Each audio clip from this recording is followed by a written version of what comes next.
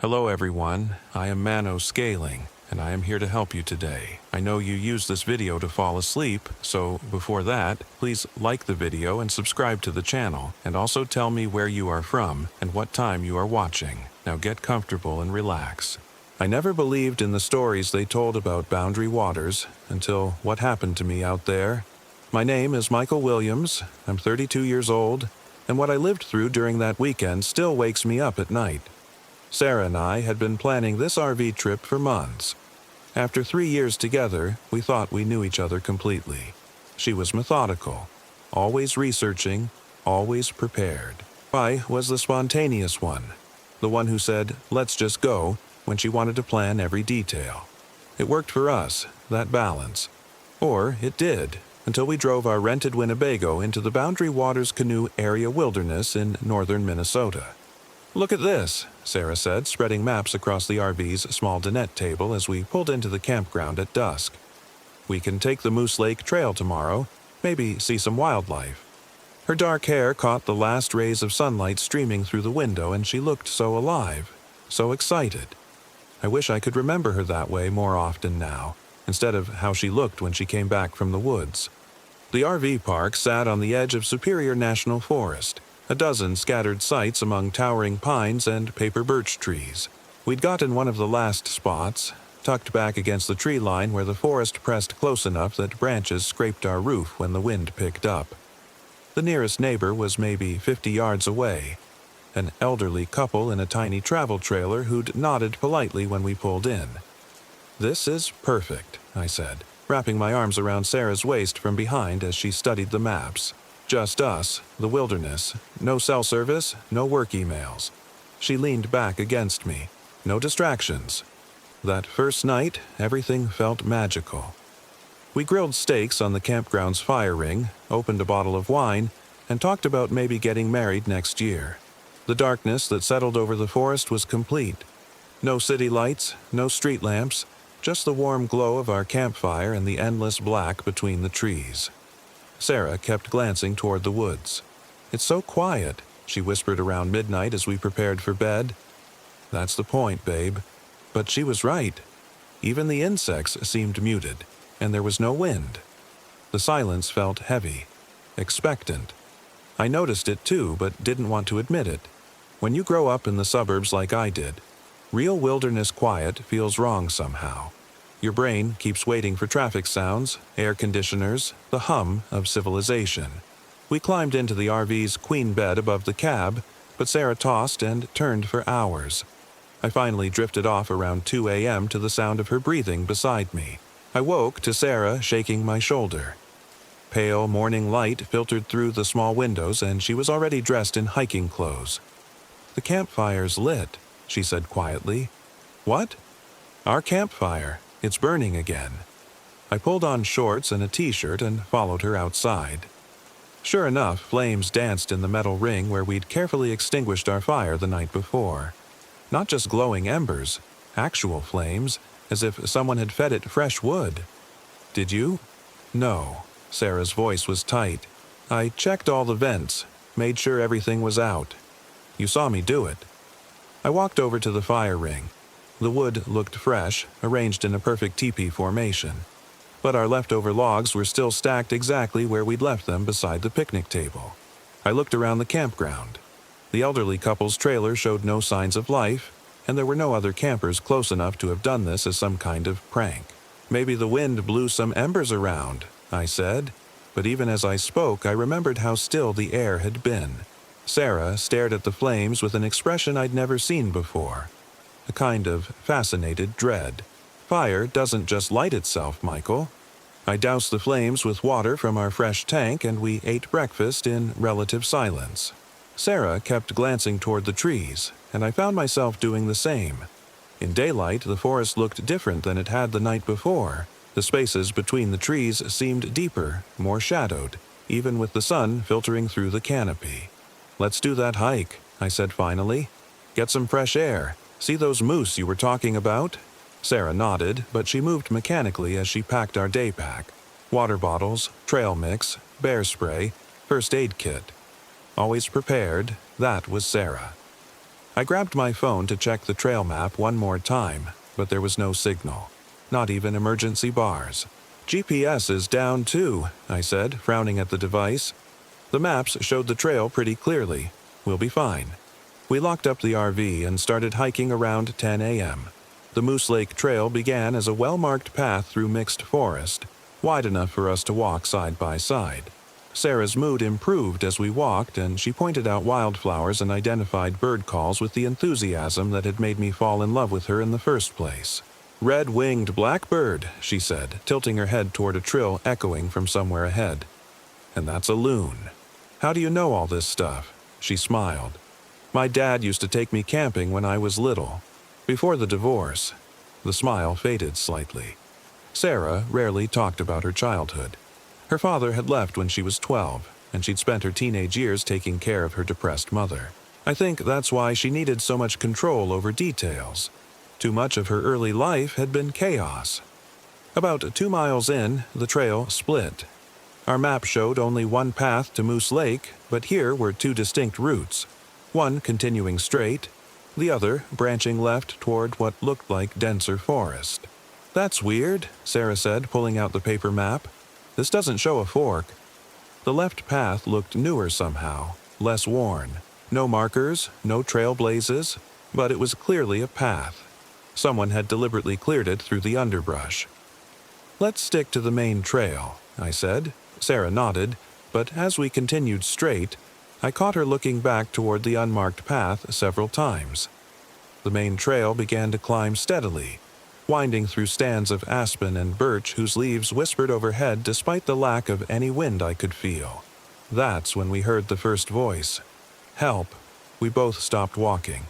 The word had come from somewhere ahead, off to the right of the trail.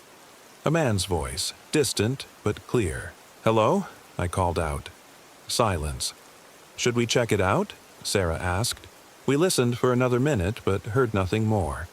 I was about to suggest we continue when the voice came again, from the same direction but somehow farther away.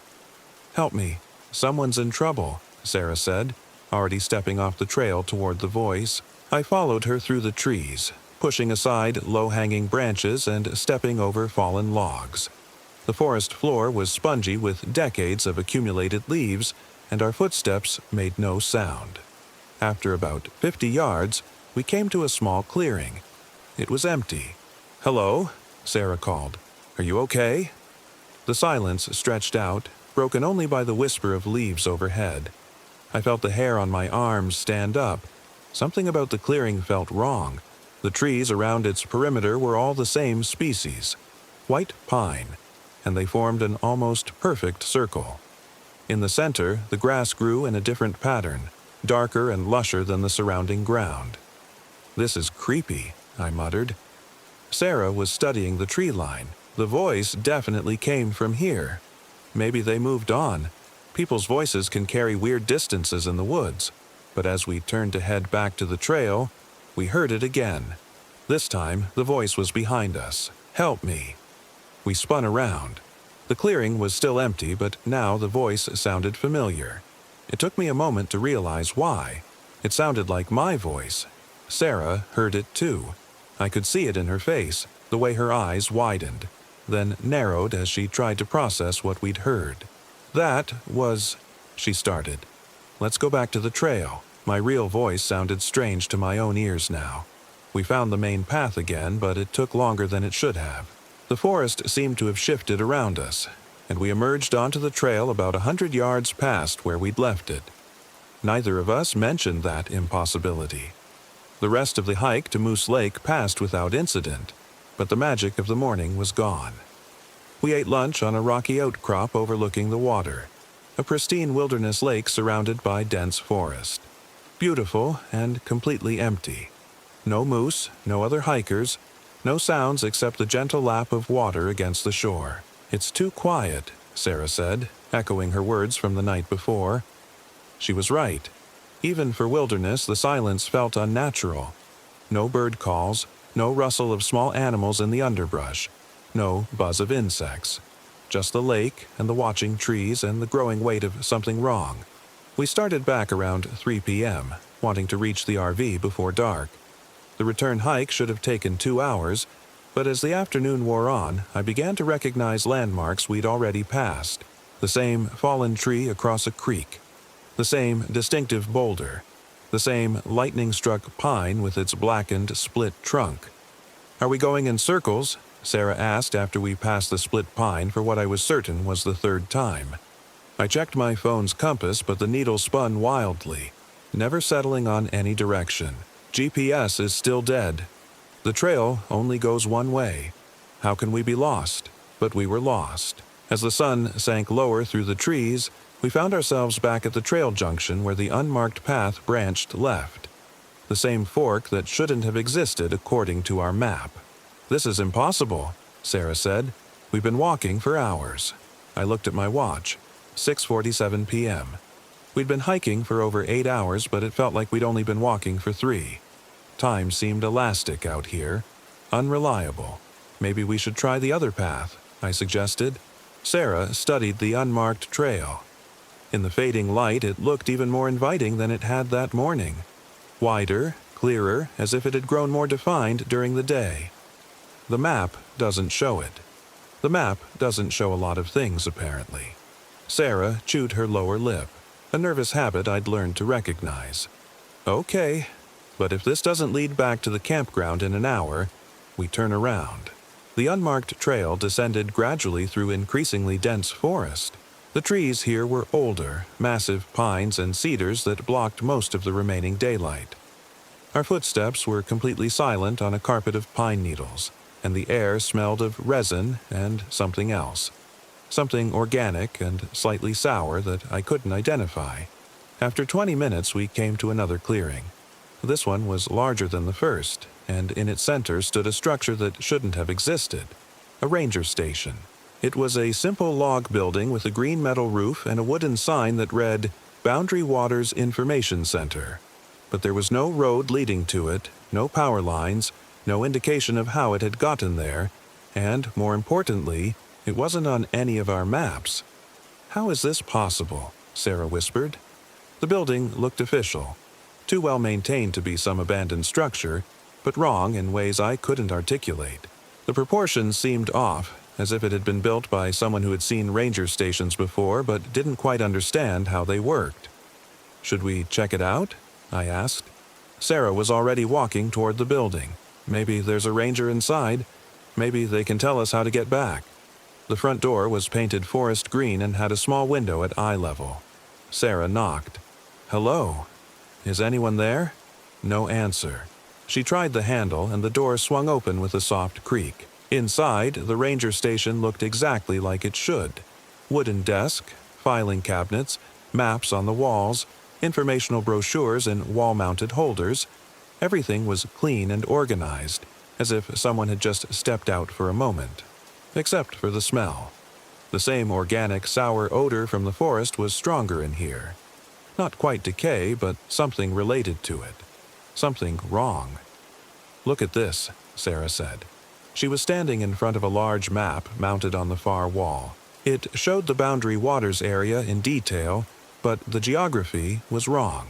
Lakes where there should be forests, trails that curved in impossible directions, and in the center of the map, a large area marked only with the words "Do Not Enter" in red letters. "This place isn't real," I said quietly. Sarah traced her finger along one of the impossible trails on the map. "But we're here. We're standing in it." A sound made us both turn toward the desk. One of the drawers had somehow slid open while we weren't looking. Inside, we could see a logbook with handwritten entries. Sarah approached the desk cautiously and picked up the logbook. The entries were dated going back several months, all in the same handwriting. June 15th, lost hikers returned to trail. June 23rd, campers reported strange voices, guided to safety.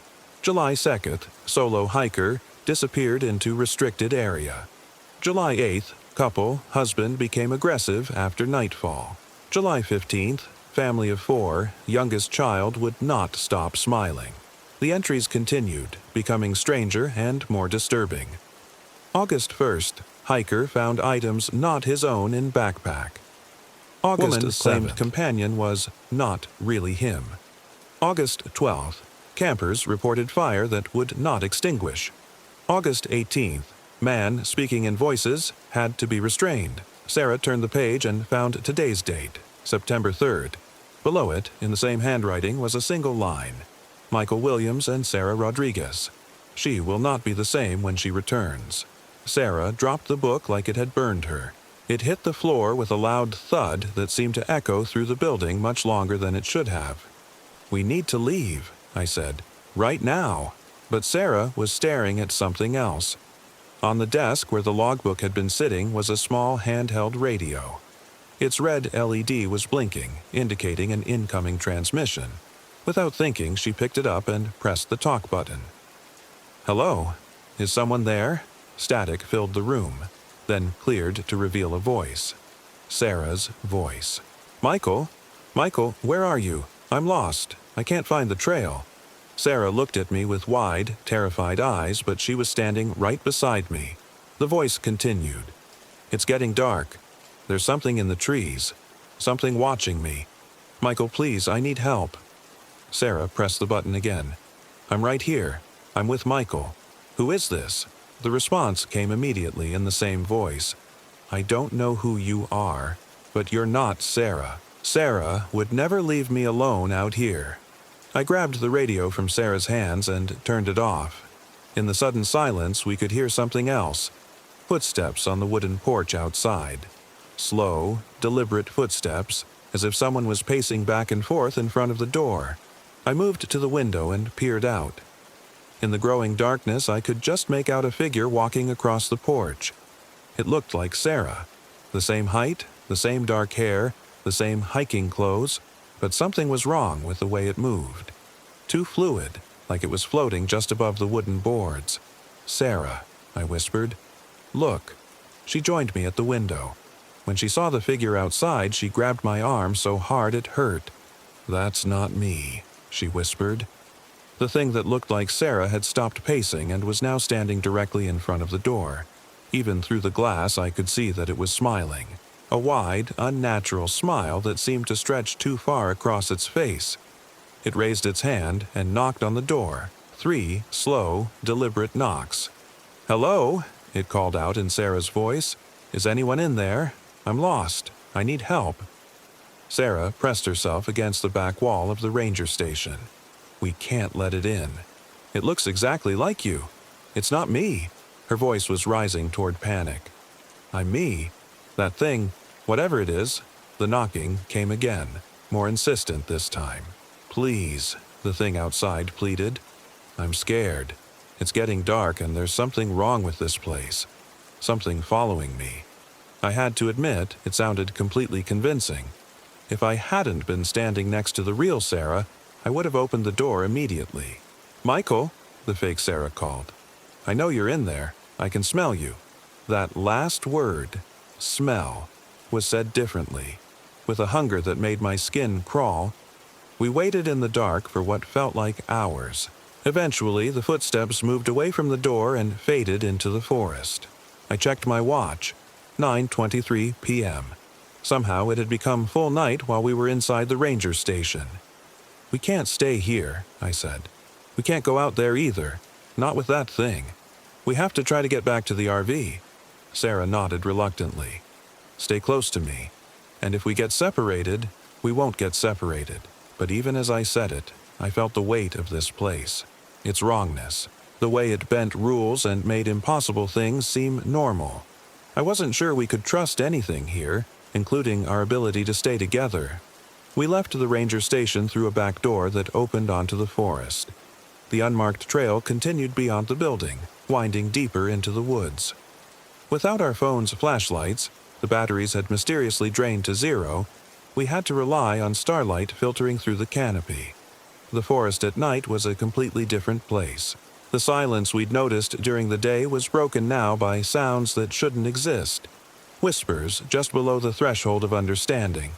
The crack of branches when there was no wind. And underneath it all, a low humming that seemed to come from the earth itself. "Do you hear that?" Sarah asked. "The humming?" "No. Listen." I stopped walking and focused. There, just barely audible, was the sound of someone singing. A woman's voice, wordless and haunting, coming from somewhere ahead on the trail. "That's beautiful," Sarah said, but something about her tone worried me. When I looked at her, her eyes were unfocused, dreamy. She started walking toward the sound. "Sarah, wait." She didn't respond. Her pace was increasing, and she was moving with that same fluid motion I'd seen in the thing outside the ranger station. "Sarah." I caught up to her and grabbed her arm. She turned to look at me, and for a moment I didn't recognize her face. Her expression was blank, empty, and her eyes reflected starlight like an animal's. Then she blinked, and she was herself again. "What happened?" she asked, confused. "You were walking toward the singing." "What singing?" The voice had stopped. In fact, all the sounds had stopped. We were back to that unnatural silence, standing alone on a trail that seemed to stretch endlessly in both directions. "We need to get out of here," I said. But when we tried to continue, we discovered that the trail had changed. Where it had been leading gradually downhill, it now climbed steeply upward. Where it had been wide enough for two people, it was now narrow and overgrown. "This isn't the same path," Sarah said. "It has to be." We only stopped for a minute, but I knew she was right. This place was changing around us, shifting like a living thing, and we were trapped inside it. We climbed for what felt like hours. My legs ached and my lungs burned from the exertion, but the trail kept rising. According to the topographical maps we'd studied, there were no significant elevations in this area. The boundary waters were lake country, relatively flat. But here we were, climbing what felt like a mountain that shouldn't exist. Finally, the trail leveled out and emerged onto a rocky outcrop. Below us, impossible distances away, we could see lights scattered through the forest. Campfires and cabin windows, a whole community hidden in the wilderness where no community should be. "People," Sarah breathed. "Maybe they can help us."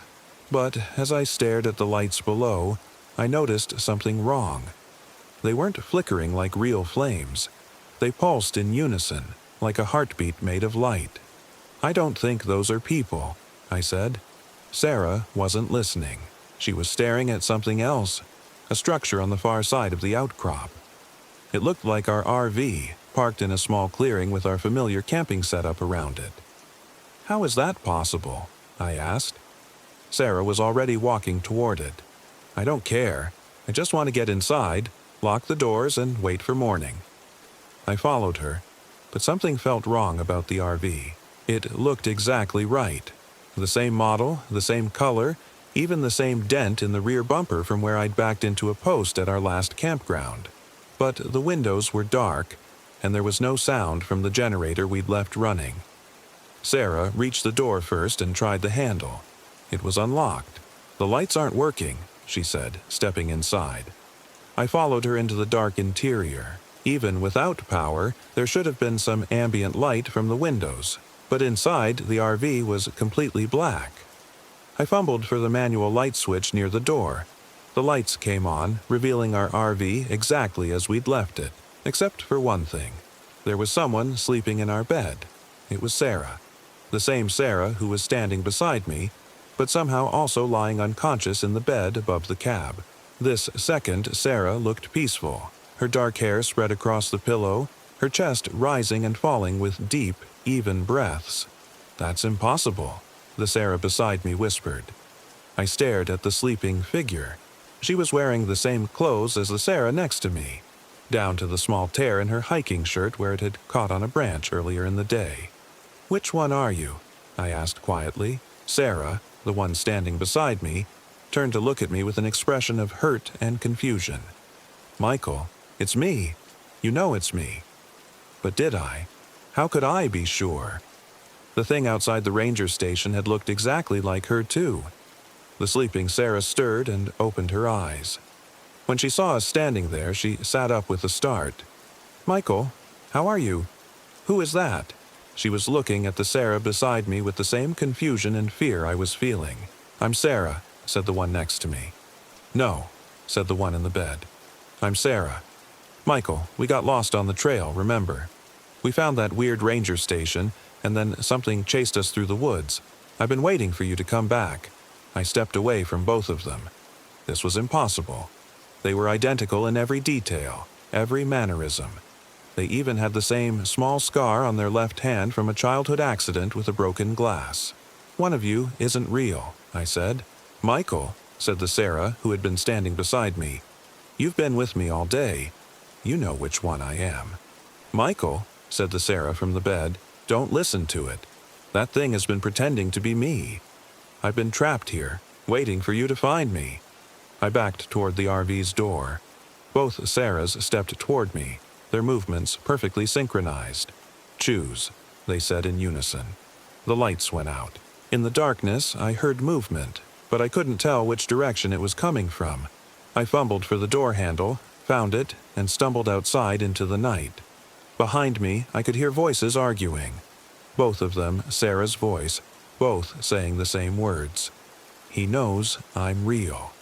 He knows I'm real. The other one is lying. The other one is lying." I ran into the forest, crashing through underbrush, not caring about the noise I was making. I had to get away from both of them, had to find something real in this place where nothing made sense. I ran until my lungs gave out, then collapsed against a large pine tree. When I caught my breath and looked around, I realized I was back at the original trail junction where we'd first seen the unmarked path. But now, in the darkness, I could see a third option. A narrow gap between two massive boulders that led deeper into the forest. Carved into one of the boulders, I could just make out words in the starlight. "Don't listen to her." The warning from the ranger station logbook. As I read it, I heard footsteps approaching through the forest. Someone was coming, walking with a slow, measured pace. "Michael," Sarah's voice called out. "Where are you? I'm scared." I pressed myself against the boulder and tried to stay silent. The footsteps were getting closer. "I know you're here," the voice continued. "I can smell your fear," the same word the thing outside the ranger station had used. Smell, like I was prey. Through the trees, I could see a figure approaching. It looked like Sarah, but something was wrong with its proportions. Too tall, too thin, moving with that same fluid motion that defied gravity. "Found you," it said. But it was looking in the wrong direction, toward a cluster of trees about 20 feet away from where I was hiding. I realized it couldn't actually see me. It was hunting by scent or sound or some other sense I didn't understand. Very slowly, I began moving toward the gap between the boulders. The thing that looked like Sarah continued searching the trees, and for a moment I thought I might escape. Then I stepped on a branch. The crack echoed through the forest like a gunshot. The Sarah thing turned toward me and I could see its face clearly for the first time. It was Sarah's face, but wrong. The features were too sharp, the eyes too bright, and that smile stretched impossibly wide. "There you are," it said. I dove through the gap between the boulders just as it lunged toward me. The space was narrow, barely wide enough for my shoulders, but I squeezed through and found myself in a tunnel that led down into the earth. Behind me, I could hear the thing trying to follow, but it was too large now. Its true form, whatever that was, couldn't fit through the gap. It made sounds of frustration that were definitely not human. The tunnel was carved from solid rock and seemed to continue indefinitely downward. I had no choice but to follow it, feeling my way through complete darkness. The walls were smooth, almost polished, and covered with symbols that I could feel but not see. After what felt like hours of descending, I saw light ahead. The tunnel opened into a vast underground chamber lit by torches mounted on the walls. In the center of the chamber was a pool of black water, perfectly still and reflecting the torchlight like a mirror. And sitting beside the pool was Sarah, the real Sarah. I knew it was her immediately. Not because of how she looked, all the versions had looked identical, but because of the way she reacted when she saw me. The relief and love and fear in her eyes were emotions that couldn't be faked. "Michael," she whispered. "Thank God. I thought I'd lost you." I ran to her and pulled her into my arms. She felt real, solid, warm, human. "How long have you been down here?" I asked. "I don't know. Hours? Days? Time doesn't work right in this place." She was shaking. "I followed that singing, remember?" You tried to stop me, but I couldn't help myself. The voice was so beautiful. It led me here. What is this place? I think it's some kind of center, the heart of whatever's wrong with this forest. She gestured toward the pool. Look. I approached the black water cautiously. As I got closer, images began to form on its surface. I could see the ranger station, but now it was falling apart, its logs rotting and its roof caved in. I could see our RV, but it was rusted and covered with decades of moss and decay. It shows the truth, Sarah said. Everything up there is an illusion, a trap. But we rented the RV yesterday. We drove here yesterday. Did we? Sarah's voice was very quiet. Look again. I stared into the pool and the images shifted. I saw myself and Sarah hiking the trail, but we looked different. Younger. Our clothes were different too. Styles from years ago. How long have we been here? I asked. I don't think we ever left. The truth hit me like ice water. The strange occurrences, the impossible geography, the way time seemed elastic. We'd been trapped here from the beginning, maybe for years. The things upstairs, Sarah continued, they're echoes, shadows of people who got lost here. They keep playing out the same events over and over, trying to find a way out that doesn't exist. But you're real. You're here with me. Am I? She smiled sadly. How do you know I'm not just another echo? Before I could answer, we heard sounds from the tunnel above. Footsteps, multiple sets descending toward us. The echoes had found another way in. We have to go, Sarah said. Go where? There's nowhere left to run. She pointed to the far side of the chamber where I now noticed another tunnel leading away into darkness. There. I think it leads out. Really out. The footsteps were getting closer. I could hear voices now. Multiple versions of our own voices calling to each other, coordinating their search. Sarah and I ran toward the far tunnel just as the first echo emerged into the chamber. It looked like me, but its eyes were completely black, and when it saw us, it let out a sound that was part scream, part laughter. More echoes poured into the chamber behind it. Versions of us. Versions of other people who must have gotten lost in this place over the years. All of them moving with that same fluid, inhuman grace. The tunnel we'd entered was rougher than the first one, carved hastily through rock and dirt, but I could feel air moving through it. Real air, not the stagnant atmosphere of the chamber. Behind us, the echoes were following, but they seemed reluctant to enter this tunnel. As we climbed upward, their voices faded until we could no longer hear them. The tunnel ended at a metal grate that opened onto a storm drain. Beyond it, I could see streetlights and pavement. The real world. We crawled through the grate and found ourselves in a suburban neighborhood that looked nothing like the wilderness where we'd started our hike. A street sign read, Pine Valley Drive, Duluth, MN. Duluth is 100 miles from where we were camping, I said. Sarah checked her phone, which was somehow working again. Look at the date. September 15th, 2028. 12 days after we'd entered the boundary waters. But according to my memories, we'd only been hiking for one day. We walked to the nearest house and knocked on the door. An elderly woman answered, and when we explained that we were lost hikers, she looked at us strangely. Lost hikers? She said. Son, there haven't been any hikers reported missing in the area for weeks. She let us use her phone to call for help. When the police arrived, they ran our names through their system and found something disturbing. We'd been reported missing 6 months ago. Our families had been looking for us. Our jobs had given up on us returning. But to us, it felt like we'd only been gone for a day. The official explanation was that we'd suffered some kind of shared psychotic episode, possibly caused by dehydration or exposure. The doctors said it wasn't uncommon for people to lose track of time when lost in the wilderness, and that the brain sometimes creates elaborate fantasies to cope with trauma. They never found our RV. The rental company said they had no record of us ever renting one. The campground we thought we'd stayed at didn't exist on any maps. Sarah and I tried to return to our normal lives, but everything felt wrong. Colors seemed faded.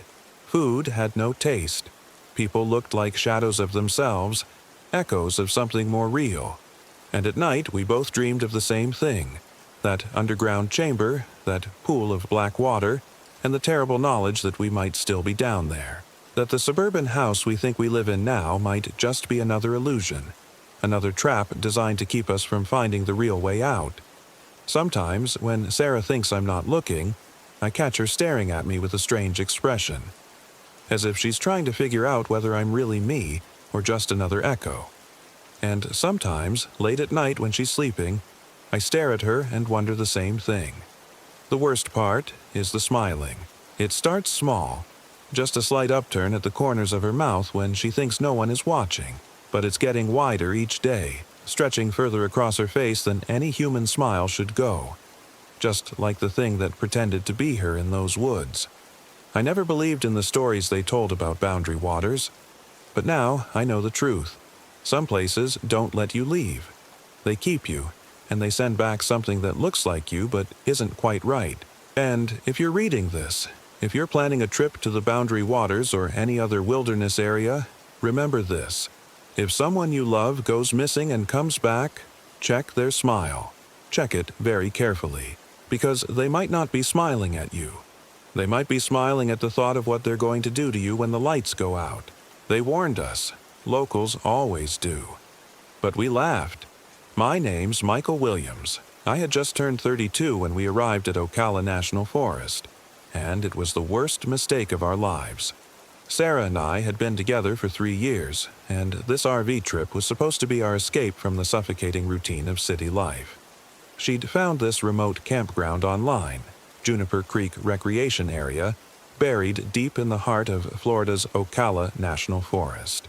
The photos showed pristine wilderness, crystal-clear springs, and towering sand pines creating a natural cathedral, perfect for a romantic week away from everything. No cell service, Sarah had said with a grin as we loaded our rental RV. Just you, me, and nature. I should have paid more attention to the way the rental guy's face changed when I mentioned Juniper Creek. Should have asked why he suddenly wanted to double-check our emergency equipment. Should have wondered why he threw in extra batteries and a satellite radio, just in case. But Sarah's excitement was infectious. At 29, she still had that wild streak that had drawn me to her. The way she'd grab my hand and pull me toward any adventure. Her dark eyes sparkling with mischief. She was a nurse at Jacksonville General, used to handling emergencies, and her confidence made me feel bulletproof. The drive from Jacksonville took us deeper into Florida's interior than I'd ever been. Pine forests stretched endlessly on both sides of increasingly narrow roads. The GPS started acting up about an hour before we reached our destination, the screen flickering between route calculations and blank static. Technology, Sarah laughed, consulting the paper map spread across her lap. This is why they still make these things. The last gas station we'd seen was 40 miles back, a lonely outpost where the attendant had looked at us strangely when we mentioned Juniper Creek. "Y'all be careful out there," he'd said, his weathered face serious. "Swamp gets funny this time of year." "Funny how?" I'd asked, but he'd just shaken his head and turned away. Now, as we bounced along the unpaved forest road, Spanish moss hanging like funeral shrouds from ancient oaks, I was beginning to understand what he meant. The forest felt alive. Not in the pleasant Disney nature documentary way, but in something far more primitive. Watchful.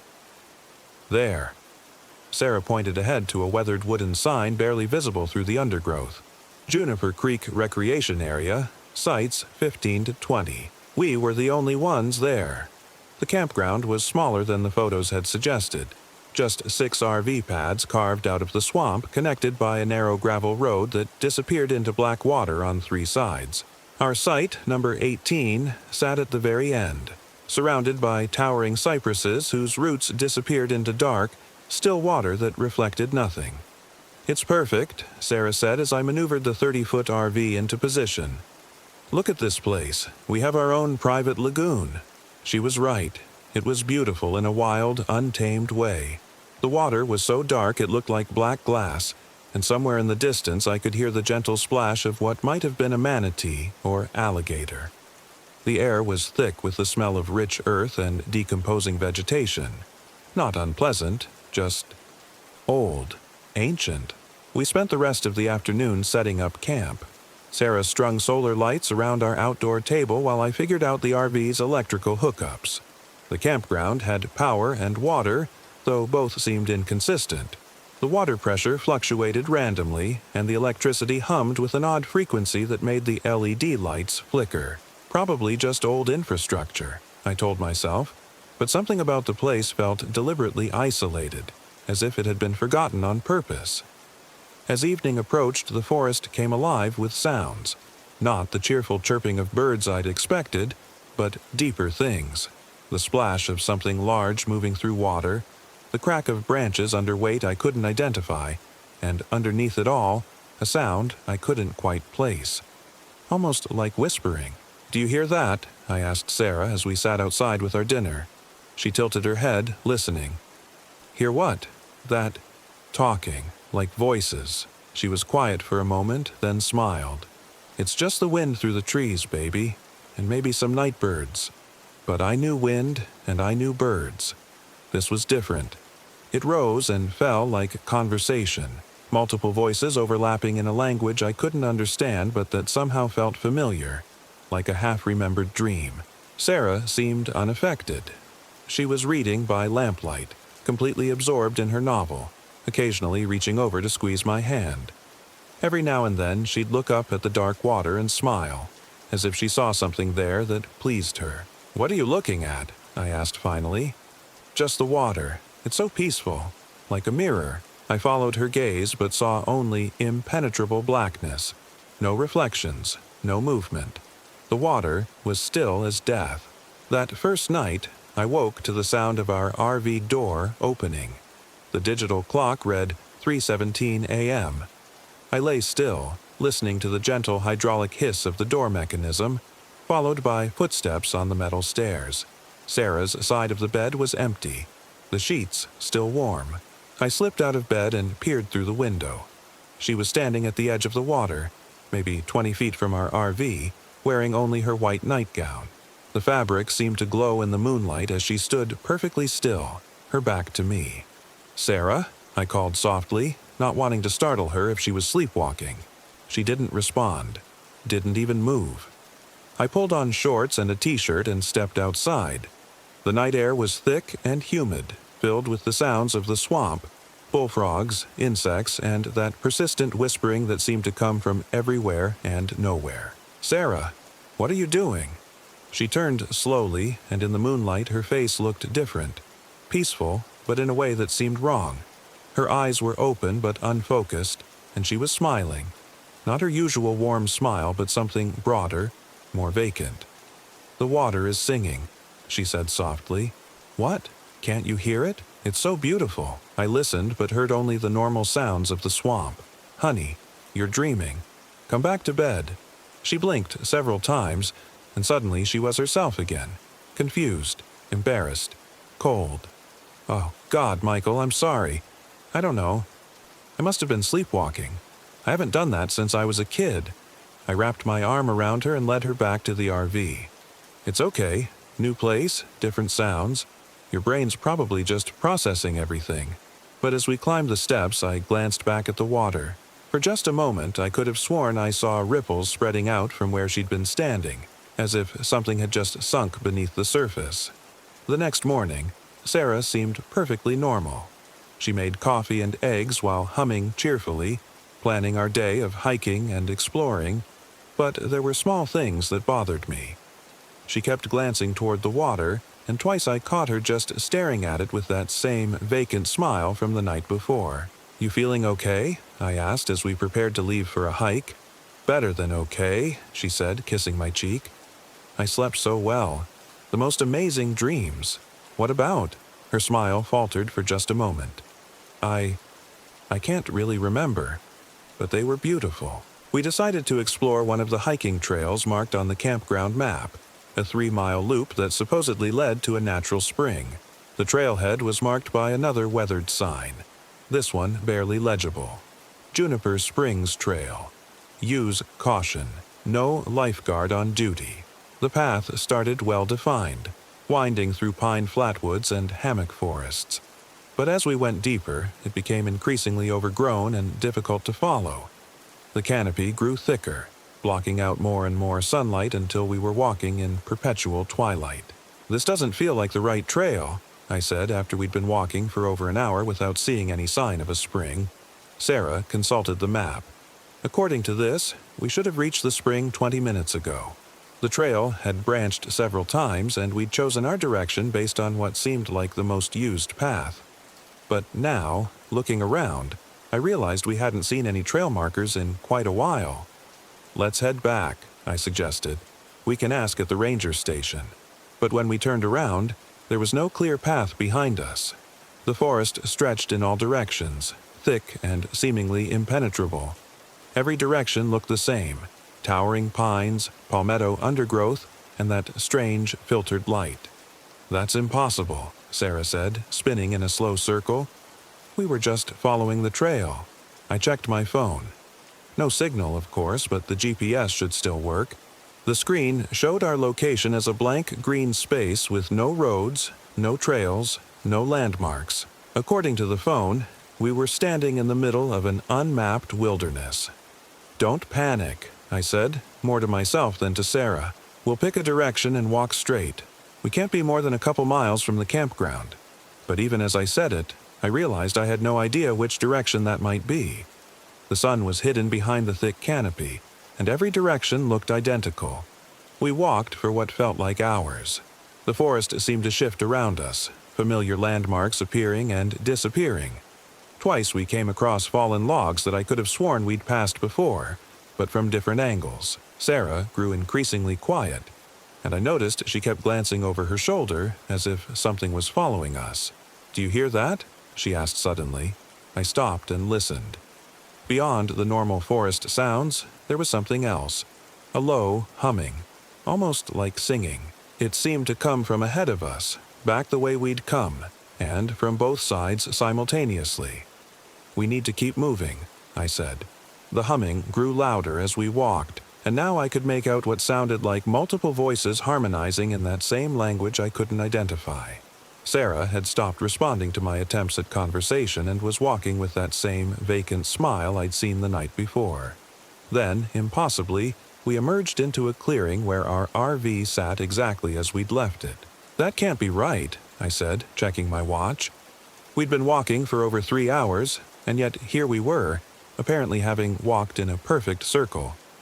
Sarah didn't seem surprised. She walked straight to the RV without a word, leaving me standing at the forest's edge, trying to make sense of what had just happened. That evening, I tried to retrace our route on the map, but nothing made sense. According to the campground layout, there was no way we could have gotten lost on such a short trail. The entire recreation area was only a few hundred acres, surrounded by roads. "Maybe we took a wrong turn early on," Sarah suggested, but she didn't sound concerned. If anything, she seemed almost amused by my confusion. As darkness fell, she became increasingly restless. She kept walking to the window and staring out at the water, humming softly under her breath. The melody was hauntingly beautiful, but I couldn't identify it, and when I asked her about it, she claimed she wasn't humming at all. "You must be hearing things," she said with that strange smile. At dinner, she barely touched her food, pushing it around her plate while gazing out at the black water. When I tried to engage her in conversation about our plans for the next day, she responded with vague nods and murmurs. "Sarah, what's wrong with you?" She looked at me with genuine surprise. "Nothing's wrong. I feel wonderful, more peaceful than I have in years." But she didn't look peaceful. She looked distant, as if part of her was somewhere else entirely. That night, I made sure to stay awake. I lay in bed pretending to sleep while watching Sarah through half-closed eyes. For hours, she lay perfectly still, breathing slowly and deeply. Then, just after 3 a.m., she sat up. She moved with careful, deliberate motions, slipping out of bed and padding barefoot to the RV door. I waited until I heard it open, then followed. This time, she didn't stop at the water's edge. She walked directly into the black lagoon, her white nightgown billowing around her as the water rose to her knees, then her waist. "Sarah!" I shouted, running after her. She turned, and in the moonlight I saw her face clearly. Her eyes were completely black, not just the pupils but the entire visible portion, as if they'd been filled with the same dark water she was standing in. Her smile was wider than any human smile should be, stretching impossibly from ear to ear. "The water is so warm," she said in a voice that sounded like multiple people speaking in unison. "Come join me, Michael. Come see what I've seen."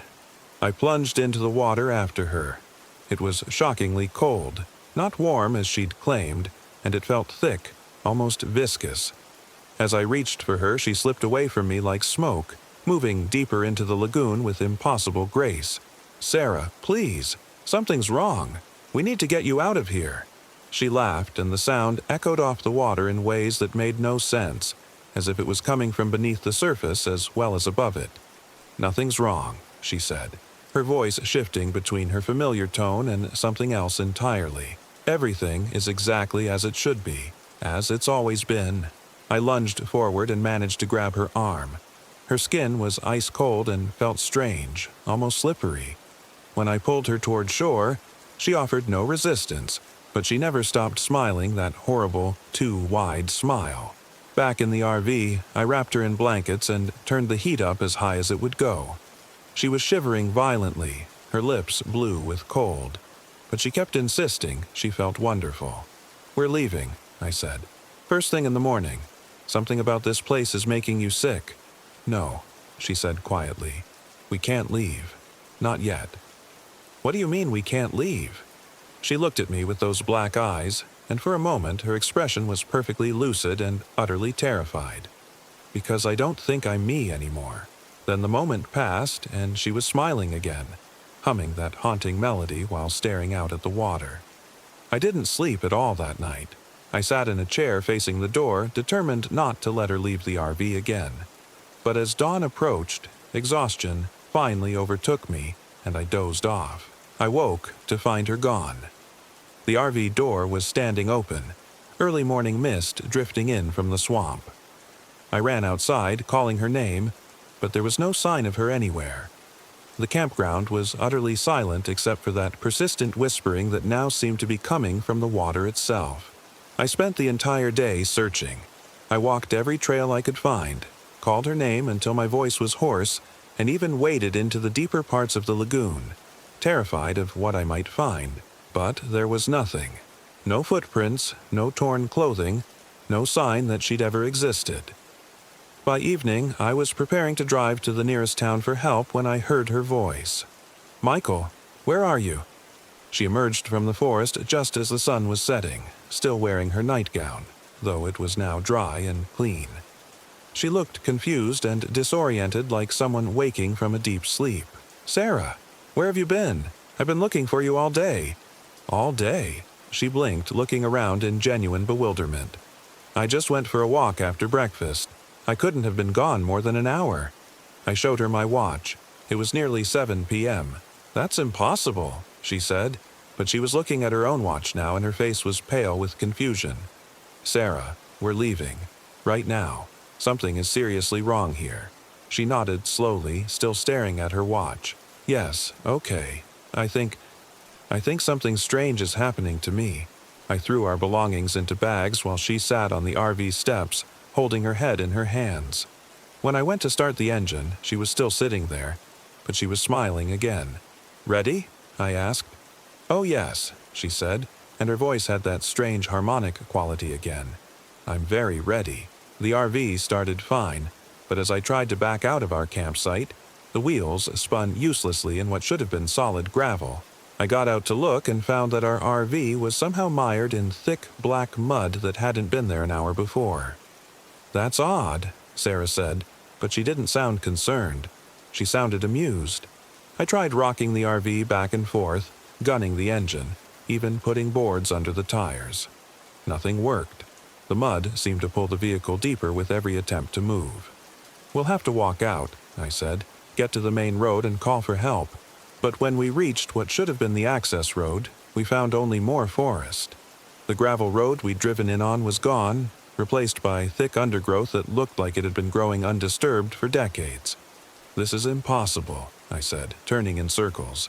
"The road was right here." "Was it?" Sarah asked, and when I looked at her, her eyes were black again. That's when I realized the truth. We weren't leaving because we weren't meant to leave. Whatever had taken Sarah was keeping us here, and it was using her to do it. The next few days blurred together in a nightmare of false hope and crushing despair. Sometimes Sarah would seem normal, crying and begging me to help her, claiming she could feel something else living inside her mind.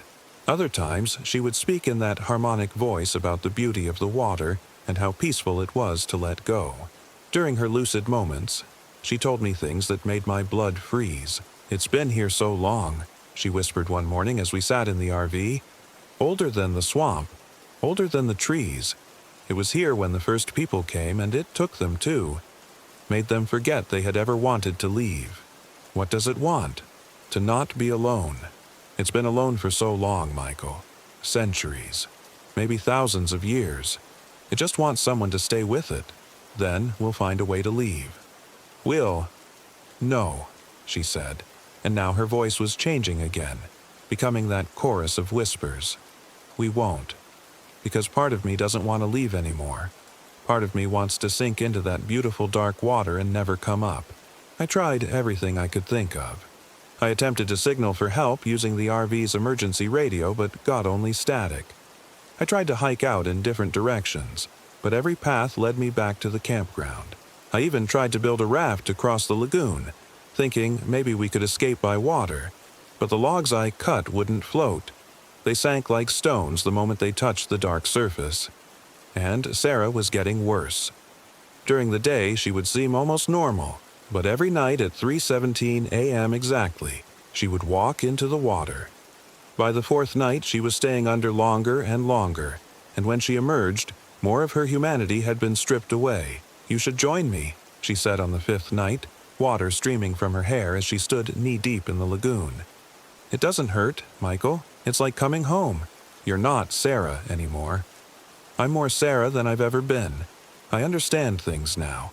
About the water, about this place, about why people come here and never want to leave. People have left. People leave all the time." She laughed, and the sound rippled across the water like stones skipping on the surface. "Do they? When was the last time you saw another camper? Another car on the road? When was the last time you heard a plane overhead?" I tried to think, but she was right. Since we'd arrived, the world outside the campground had seemed to simply not exist. No sounds of civilization, no other people, nothing but the endless forest and that whispering water. "How long have we been here, Michael?" I looked at my watch, but the digital display was blank. My phone was dead, even though I'd charged it that morning. Or had I? Time seemed to flow differently here. Hours passing like minutes, days blending into one endless twilight. "I don't know," I admitted. "Neither do I. And it doesn't matter. Time doesn't mean anything here. Nothing means anything except the water and the voices and the peace." That night, I didn't try to stop her when she walked into the lagoon. Instead, I watched from the RV window as she waded deeper and deeper until only her head was visible above the black surface. Then she went under, and I counted the minutes. 5 minutes, 10, 15. No one can hold their breath for 15 minutes. When she finally surfaced, she walked back to the RV as if nothing had happened. But the woman who entered our mobile home wasn't Sarah anymore. She looked like Sarah, spoke with Sarah's voice, but behind her eyes was something vast and ancient and utterly alien. "Your turn," she said simply.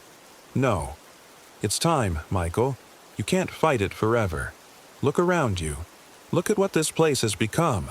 I did look, and what I saw made me understand that we'd passed beyond any hope of rescue long ago. The RV was no longer sitting on a gravel pad, but on what looked like the bottom of a lake bed. Black water surrounded us on all sides, lapping at the windows, and I could see things moving in the depths, pale shapes that might once have been human. "How long?" I whispered. "Does it matter? You're with me. We're together. Isn't that what you wanted?" She reached for me with hands that felt like water made solid, and I let her pull me toward the door, because part of me, the part that loved her more than my own life, wanted to follow her anywhere, even into that dark water where the whispers promised peace and forgetting. But as we reached the threshold, some last spark of self-preservation made me pull back. "This isn't real," I said. "This is all some kind of hallucination.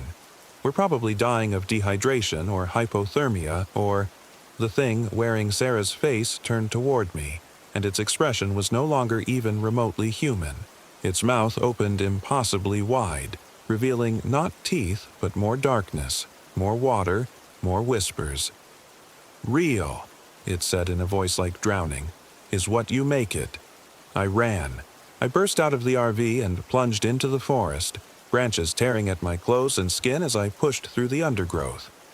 Behind me, I could hear that harmonic voice calling my name. Sometimes Sarah's familiar tone, sometimes something else entirely. I ran until I couldn't run anymore, until my lungs burned and my legs gave out. When I finally collapsed, I found myself in a small clearing where moonlight filtered down through the canopy. And there, impossibly, was a road. Not the gravel access road we'd driven in on, but a real paved highway with yellow lines and reflective markers. In the distance, I could see headlights approaching. I staggered onto the asphalt, waving my arms frantically. The car, a state police cruiser, pulled over, and a concerned officer got out. "Sir, are you all right? You look like you've been through hell." I tried to explain about the campground, about Sarah, about the thing in the water, but the words came out in a jumbled rush that must have sounded like the ravings of a madman. "Slow down," the officer said. "Let's start with your name and what you're doing out here." "Michael Williams. My girlfriend and I were camping at Juniper Creek Recreation Area, but something happened to her. Something's in the water there. It took her, changed her. We need to send a rescue team." The officer was looking at me strangely. "Sir, there's no campground called Juniper Creek in Ocala National Forest. Never has been."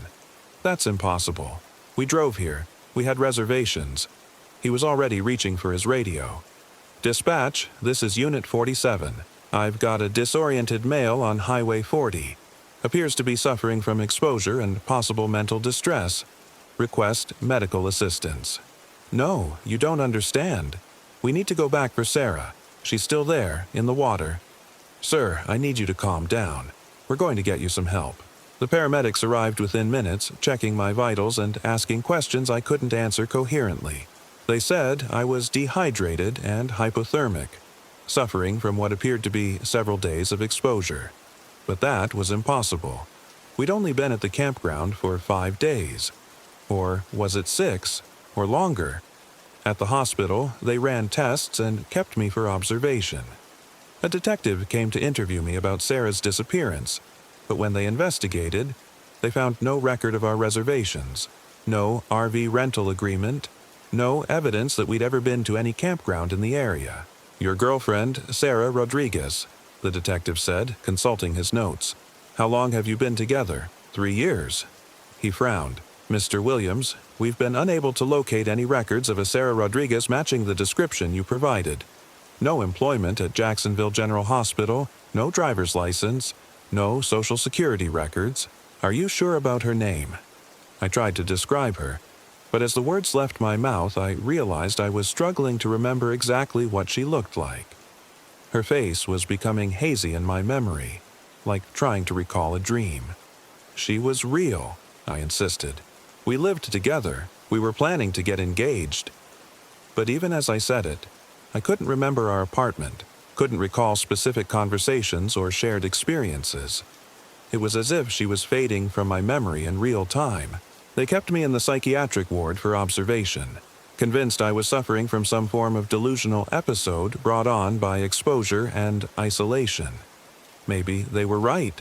Maybe I'd gone into the forest alone and created an entire fantasy about a girlfriend who never existed. But if that was true, why did I wake up every night at 3:17 a.m., listening for the sound of a door opening? Why did I find myself humming a melody I couldn't identify? Something hauntingly beautiful that seemed to come from deep water. And why, when I looked in the mirror, did my reflection sometimes smile just a little too wide? They released me after 2 weeks with a prescription for antipsychotics and a referral to a therapist. I returned to Jacksonville and tried to rebuild my life. though I could never shake the feeling that something fundamental was missing. I searched online for any mention of Juniper Creek Recreation Area and found nothing. No reviews, no photos, no government records. It was as if the place had never existed. But sometimes, late at night, I would find myself driving east on Highway 40, pulled by an urge I couldn't explain. I would drive until I reached the Ocala National Forest, then cruise slowly along the back roads, looking for a gravel turnoff that led to a campground that might or might not be real. I never found it. But on my third such trip, 6 months after my rescue, I noticed something odd. At a gas station near the forest, the same one where we'd stopped on our way to the campground, the attendant looked at me strangely. "You were here before," he said as I paid for gas. "I don't think so." "Yeah, you were, with a girl. Pretty little thing with dark hair. Told you to be careful out there." He paused, studying my face. "You look different now, though. Thinner, sadder. When was this?" He shrugged. "Could have been last week, could have been last year. Time gets funny around here." As I drove home that night, I caught myself humming again. That same haunting melody that seemed to come from somewhere deep in my memory. And in the rearview mirror, I thought I saw her sitting in the back seat, water dripping from her hair, smiling that too wide smile. But when I turned around, there was nothing there. Just the sound of something wet hitting the floor. I don't drive east anymore. I've moved inland, as far from any large body of water as I can get. But distance doesn't matter. Every night at 3:17 a.m., I wake to the sound of whispers that might be wind or might be voices calling my name from somewhere dark and deep. Sometimes I catch myself walking toward the bathroom, toward the sound of running water, before I realize what I'm doing and force myself to stop. Because I know that if I ever answer those whispers, if I ever step into dark water again, I'll finally understand what happened to Sarah. I'll see her again, and she'll be exactly as beautiful as I remember, floating in that peaceful place where time doesn't matter and no one ever has to leave. The water is singing, Michael. Can't you hear it? It's so beautiful, so warm, so welcoming. All I have to do is let go. Just let go. Let go, let go, let go, let go. Sometimes I wonder if it followed me home from Hocking Hills. I'm Sarah Rodriguez, and I was 28 when I learned that some things in the woods aren't meant to be found.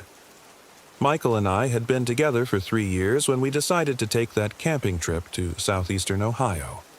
We'd been talking about getting engaged, about taking the next step, and he thought a romantic weekend in the wilderness would be perfect for big conversations. The October air was crisp, the leaves were turning brilliant shades of red and gold, and Hocking Hills State Park seemed like the ideal backdrop for planning our future together. I should have known something was wrong when our GPS started acting up 20 miles from the park entrance. The screen kept flickering between our route and a blank blue void, the electronic voice cutting in and out with garbled directions that made no sense. Michael laughed it off, his warm brown eyes crinkling at the corners the way they always did when he was trying to keep me from worrying. "Just technology being technology, babe," he said, reaching over to squeeze my hand. "We've got the paper maps as backup, but when we pulled those maps out of the glove compartment, they looked wrong, faded in places they shouldn't be, with roads that seemed to shift when I wasn't looking directly at them. I traced our route with my finger, and the paper felt strangely warm, almost organic. "Did you buy these maps recently?" I asked, trying to keep the unease out of my voice. Michael frowned, studying the yellowed edges. "I thought so. Maybe they're just old stock?" We eventually found our way to the campground as the sun began its descent behind the canopy of ancient oaks and maples. The Hocking Hills region was known for its sandstone cliffs, deep gorges, and extensive cave systems carved out over millennia. Our campsite was tucked into a secluded spot near Ash Cave, far enough from other campers that we could barely hear their voices echoing off the canyon walls. The first night passed peacefully enough. We built a fire, roasted marshmallows, and talked about wedding venues and baby names under a canopy of stars that seemed unusually bright. Michael was in his element outdoors. He'd grown up camping with his father, and there was something about watching him tend the fire that made me fall in love with him all over again. His dark hair caught the firelight as he poked at the logs, and when he looked up at me, his smile was pure contentment. "This is perfect," he said, pulling me closer on the log we were sharing. "Just you, me, and all this beautiful nature." I nestled into his side, breathing in the scent of wood smoke and his familiar cologne. "It really is. I can see why you love it out here." But as the fire died down and we prepared for bed, I noticed something odd. Our sleeping bags, which we'd left zipped together in the tent, were now separate. Not just unzipped, completely apart as if someone had carefully moved them to opposite sides of the small space. "Did you do something with the sleeping bags?" I asked as Michael emerged from brushing his teeth at the camp sink. He looked genuinely puzzled. "No, why?" I showed him, and he scratched his head. "Weird. Maybe the wind, somehow." But there hadn't been any wind that evening. The air had been perfectly still. We pushed the sleeping bags back together and tried to laugh it off, but I found myself lying awake long after Michael's breathing had settled into the steady rhythm of sleep. Every sound seemed amplified in the darkness. The rustle of leaves, the distant hoot of an owl, and something else I couldn't quite identify. A low humming that seemed to come from deep underground, vibrating through the earth beneath our tent. The second day started with another unsettling discovery. Michael had gone to get water from the pump near the restrooms, and when he returned, his face was pale. "Sarah," he said slowly, "come look at this." He led me to a tree about 50 yards from our campsite. Carved into the bark, about eye level, were symbols I'd never seen before. Not letters or numbers, but intricate geometric patterns that seemed to twist and shift when I stared at them too long. Below the symbols, in fresher carving that looked like it had been done recently, were 2 words: "Don't listen." "Those weren't there yesterday," I said, feeling a chill that had nothing to do with the morning air. Michael ran his fingers over the fresh cuts in the bark. Someone must have done this during the night. But who? And why here, so close to our site? We spent the morning hiking the rim trail around Ash Cave, trying to shake off the strange feeling that had settled over us. The cave itself was magnificent. A massive recess in the sandstone cliff, 90 feet high and 100 feet deep, with a waterfall cascading down from the rim above. But something about the echoes unsettled me. When other hikers called out to test the acoustics, their voices seemed to hang in the air longer than they should, and sometimes I swore I heard additional voices calling back from deeper within the cave. "Did you hear that?" I asked Michael as we stood near the back wall of the recess. "Hear what?" A child's laughter, high and sweet, echoing from somewhere in the rock behind us. But when I turned to look, there was nothing but solid sandstone. Michael suggested we explore some of the smaller caves in the area that afternoon. He'd brought his headlamp and a good flashlight, and he was eager to show off his spelunking knowledge. I wasn't as enthusiastic about crawling through dark spaces, but I didn't want to spoil his excitement. We found a narrow opening in the cliff face about a quarter mile from the main cave. According to Michael's research, it connected to a larger cave system that wound deep into the hills. The entrance was just wide enough for one person at a time, and as I squeezed through after him, the walls seemed to press in around me. "You okay back there?" Michael's voice echoed strangely in the confined space. "Fine," I lied, fighting the urge to turn around and scramble back to daylight. The cave opened up after about 20 feet into a chamber large enough for us to stand upright. Michael's headlamp beam swept across limestone formations and flowstone deposits that would have been beautiful under different circumstances. But there was something wrong with the air in there. It felt thick, almost syrupy, and carried a smell like wet earth and old copper. "Look at this," Michael said, his light focusing on the far wall. I followed the beam and gasped. Covering the wall were more of those strange symbols we'd seen carved into the tree. But these were different, older, etched deep into the stone. Some were filled with what looked like rust or dried blood, and they seemed to form patterns that hurt to look at directly. "We should go," I said, my voice sounding thin and strange in the enclosed space, but Michael was fascinated. He moved closer to the wall, reaching out to trace one of the symbols with his finger. The moment he made contact, something changed. The air grew colder and I heard it again, that humming from underground, but much louder now, as if we'd gotten closer to its source. "Michael, please, let's get out of here." He turned to look at me, and for just a moment, his face looked different in the harsh LED light. Older somehow, and his eyes. His eyes reflected the light like an animal's. But then he blinked, and he was just Michael again, looking concerned. "Of course, babe, you're right. This place gives me the creeps too." We made our way back through the narrow entrance, and I'd never been so grateful to feel sunlight on my face. But as we walked back toward our campsite, I couldn't shake the feeling that something had changed down there in the dark. Michael seemed normal enough, chatting about the geological formations we'd seen, but there was something off about his voice. A slight echo, as if he was speaking from the bottom of a well. That evening, as we sat around our rebuilt campfire, I noticed other changes. Michael kept staring into the flames with an intensity that made me uncomfortable, and when I spoke to him, there was always a slight delay before he responded, as if he was translating my words in his head. "Are you feeling okay?" I asked, scooting closer to him on our shared log. He turned to me with that same slight delay, and when he smiled, I noticed his teeth seemed different, sharper somehow. "Never better," he said, but his voice had that hollow quality again. I told myself I was being paranoid, that the strange atmosphere of the place was getting to me. But when I woke up in the middle of the night to use the bathroom, Michael wasn't in his sleeping bag. I called his name softly, not wanting to wake other campers, but got no response. I grabbed my flashlight and stepped outside the tent. The campsite was empty, our fire reduced to glowing embers. In the distance, I could hear something moving through the underbrush. Footsteps, but with an odd rhythm, as if the walker was dragging one foot. "Michael," I called, louder this time. The footsteps stopped. Then, from the direction of the cave we'd explored earlier, I heard his voice. "Sarah, Sarah, help me. I'm lost." But something about the voice was wrong.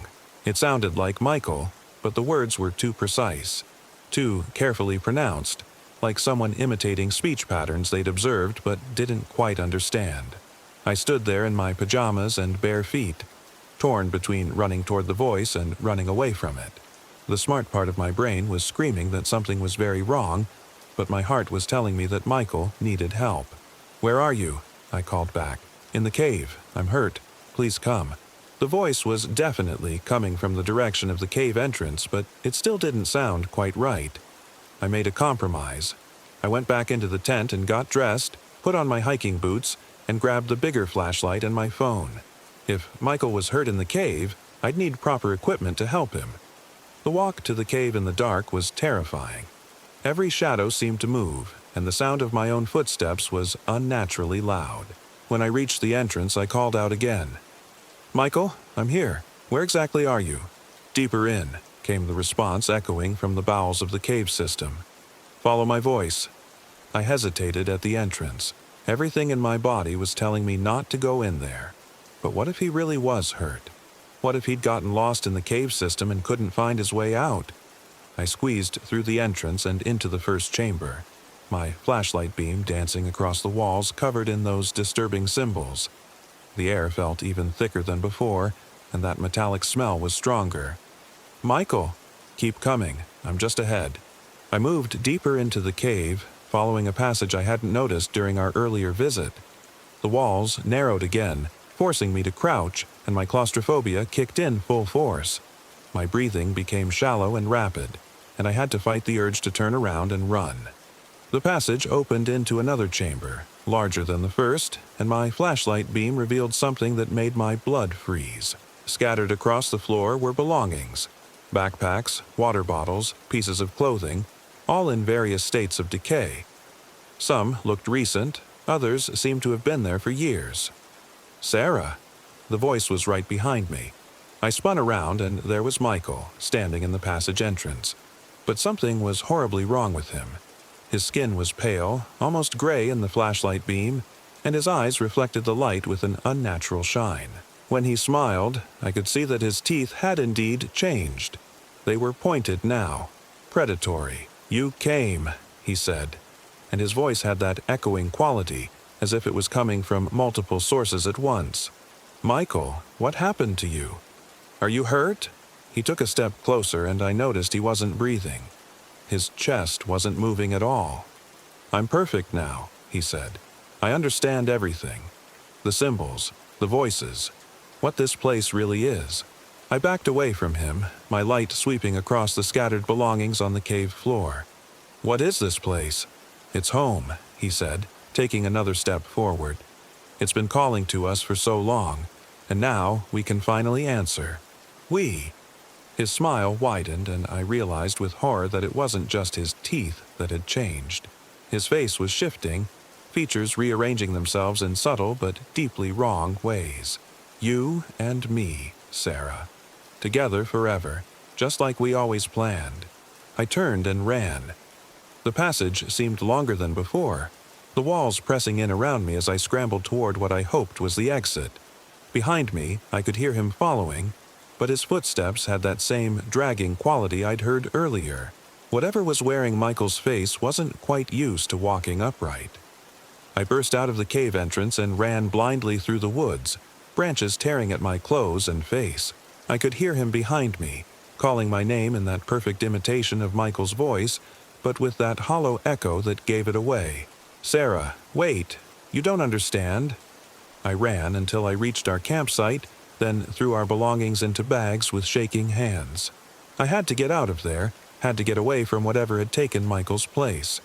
But as I was shoving sleeping bags into the trunk of our car, I heard footsteps approaching. Sarah. The voice was gentler now, more like the Michael I knew. "Baby, what are you doing? Why are you packing?" I turned slowly, and there he was, looking completely normal in the pale pre-dawn light. No gray skin, no pointed teeth, no reflecting eyes. Just Michael, looking confused and concerned. "You were in the cave," I said carefully. "You were different." He frowned, running a hand through his dark hair. "Cave?" "Sarah, I went for a walk because I couldn't sleep. I've been sitting by the lake for the past hour, thinking about our future. I came back to get you so we could watch the sunrise together."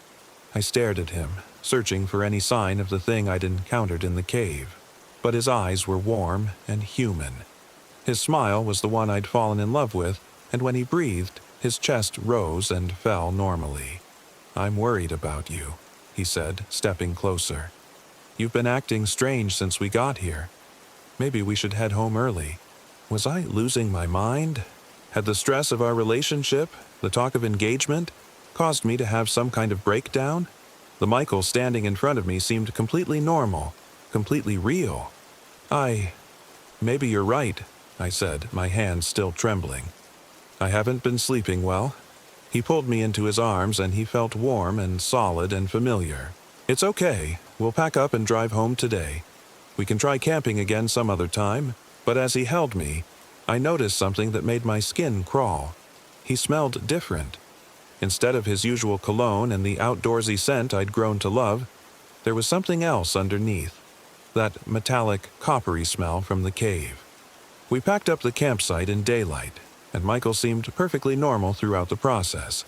He made jokes, helped me fold the tent properly, and even stopped to take a selfie of us in front of the beautiful fall foliage. When I looked at the photo later, we both looked completely normal, though I thought I could see something strange in the background. A dark figure standing at the edge of the tree line. The drive home was uneventful.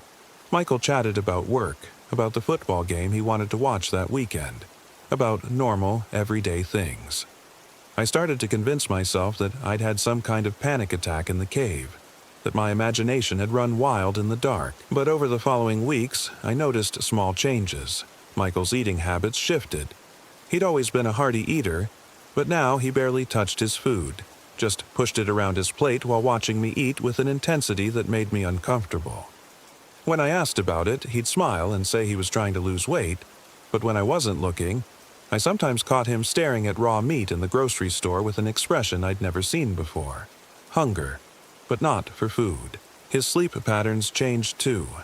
I'd wake in the middle of the night to find his side of the bed empty, and when I'd go looking for him, I'd find him standing at the window, perfectly still, staring out at the darkness. When I asked what he was doing, he'd say he was just thinking, but his voice had that same hollow quality I'd heard in the cave. The worst part was his eyes. In the right light, at certain angles, they'd reflect like an animal's. I started taking pictures of him when he wasn't paying attention, trying to capture proof, but in every photo, his eyes looked normal. 3 weeks after our camping trip, I came home from work to find him in the kitchen, hunched over something on the counter. When I called his name, he spun around with that slight delay, his hands behind his back. "Hey, babe," he said, but his smile seemed forced. "How was your day?" "Fine. What are you working on?" "Nothing important." But I could smell something metallic in the air, and when I looked at the counter behind him, I saw dark stains that looked suspiciously like blood. That night I pretended to be asleep and watched him through barely open eyes. Around 3 a.m. he got up and walked to the window, moving with that strange, dragging gait I'd heard in the woods. He stood there for nearly an hour, perfectly motionless before returning to bed. I started researching the Hocking Hills area online, looking for any mention of strange occurrences or local legends. What I found made my blood run cold. There were stories going back decades about campers who'd gone missing in the area, and others who'd returned from camping trips changed, according to their families. Some had simply disappeared after a few weeks. Others had been found dead in circumstances that suggested they'd been killed by something with claws and teeth. The most disturbing story was from 1987. A young couple had gone camping in the same area where Michael and I had stayed. The woman had returned alone, claiming her boyfriend had died in a cave-in. But the body was never found, and 6 months later, she was found dead in her apartment, apparently mauled by some kind of animal. The neighbors reported that in the weeks before her death, she'd complained about her deceased boyfriend visiting her at night, tapping on her windows and calling her name. I knew I had to get away from whatever was wearing Michael's face. I started making plans to leave town to disappear and start over somewhere else. But, as if sensing my intentions, the thing became more attentive, more affectionate. It would bring me flowers, cook my favorite meals, though I noticed it never actually ate them, and tell me how much it loved me in Michael's voice. "I've been thinking about our conversation before the camping trip," it said one evening as we sat on the couch watching TV. "About getting married." My heart pounded, but I tried to keep my voice steady. "Oh?" It reached into its pocket and pulled out a ring box. When it opened the box, the ring inside was beautiful.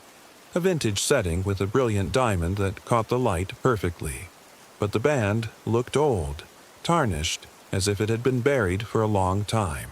"Sarah Rodriguez," it said, getting down on one knee with that same careful precision that marked all its movements. "Will you marry me?" I stared at the ring, at the thing wearing Michael's face, and knew I had to play along until I could figure out how to escape. "Yes," I whispered, and it slipped the ring onto my finger with hands that felt cold despite the warmth of the room.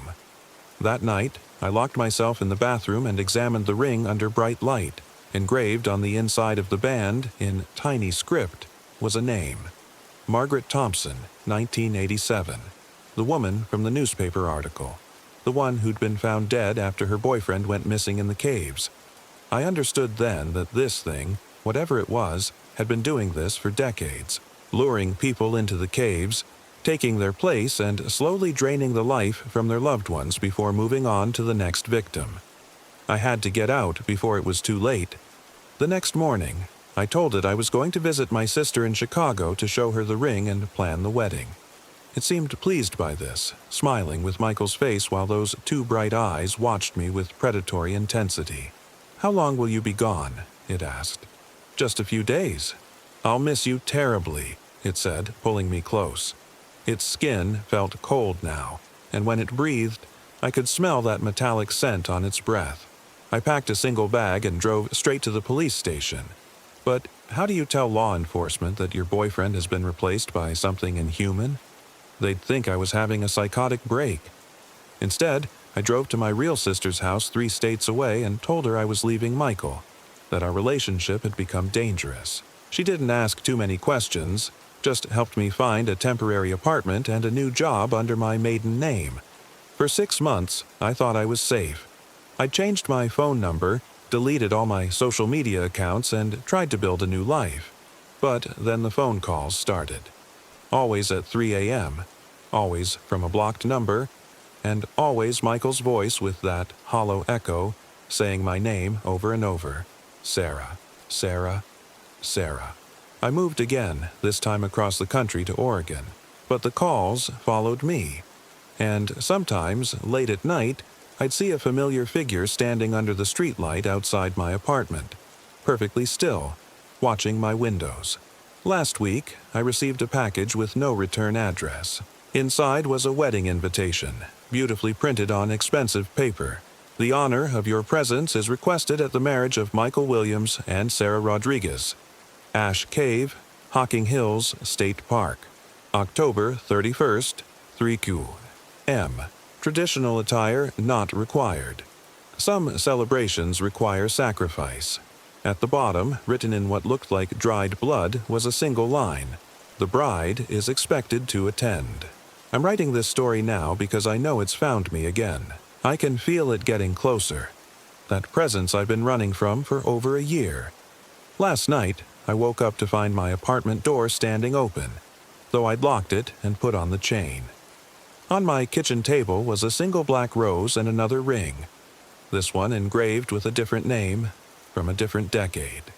I don't know how many people it's done this to over the years, how many lives it's stolen and worn like masks, but I know it's not going to stop until it has me back.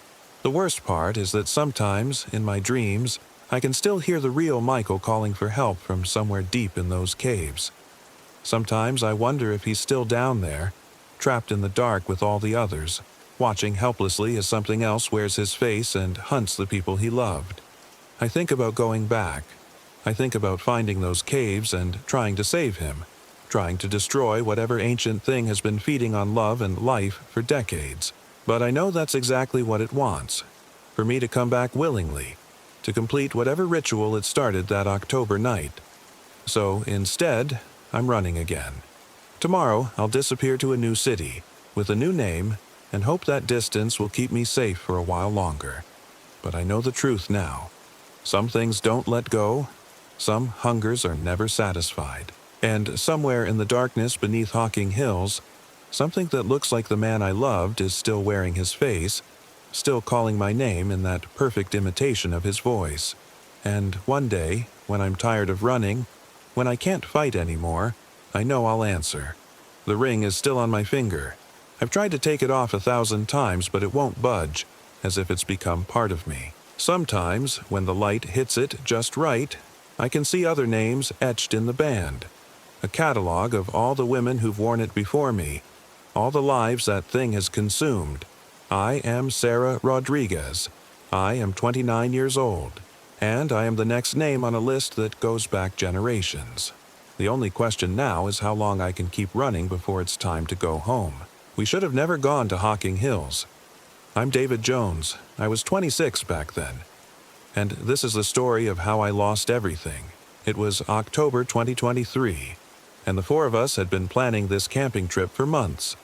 Sarah Rodriguez, my girlfriend of 3 years, had found this secluded spot deep in the Ohio wilderness through some obscure hiking forum. Michael Williams, my college roommate, was going through a messy divorce and needed to get away from civilization. Ashley Robinson, Sarah's best friend since childhood, had just finished her residency and wanted one last adventure before starting her surgical career.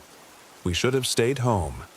The drive to Hocking Hills took us through increasingly remote back roads, past hand-painted signs warning about private property and narrow bridges that creaked under the weight of Michael's Jeep. The GPS started acting up about 20 miles from our destination, the screen flickering between satellite and road view, sometimes showing us in the middle of a lake that didn't exist. Technology, Michael muttered, tapping the screen. Give me a paper map any day. But we didn't have a paper map. None of us thought we'd need one. The ranger at the visitor center was an older man with deep lines carved into his face like the gorges that split the landscape. When Sarah mentioned our campsite coordinates, his expression darkened. "That's pretty far back in there," he said slowly. "You folks experienced." "We've done plenty of camping. Ashley said with that confident smile that had gotten us out of trouble more times than I could count. "We're not rookies." The ranger studied her for a long moment. "It's not about experience, miss. It's about respect. Those hills have been there longer than any of us, and they don't take kindly to visitors who don't know their place." Sarah laughed, the sound bright and dismissive. "We're just camping, not disturbing ancient burial grounds." The ranger didn't laugh back. Instead, he reached under the counter and pulled out a small worn piece of paper. "Local emergency numbers," he said, handing it to me. "Cell service is spotty back there. Real spotty. And if you hear voices calling to you from the caves—" He paused, his eyes meeting each of ours in turn. "Don't follow them, no matter how familiar they sound." The silence that followed was thick and uncomfortable. Ashley broke it with another laugh, but this one sounded forced. "Thanks for the warning," I said, pocketing the paper. "We'll be careful." As we walked back to the Jeep, Ashley shook her head. "Locals and their ghost stories. You'd think we were planning to sacrifice a virgin under the full moon." But I noticed Michael had gone quiet, and Sarah was chewing her bottom lip the way she did when something bothered her. The drive to our campsite took another hour down increasingly rough roads. The trees pressed closer on both sides, their branches sometimes scraping against the Jeep's roof with sounds like fingernails on metal. The GPS had given up entirely, showing only a blue dot floating in gray digital void. When we finally reached the coordinates Sarah had found, I understood why the spot had been available. The campsite was little more than a small clearing beside a creek that ran black as oil in the fading afternoon light. Ancient trees surrounded us, their trunks so thick it would take all four of us holding hands to circle one.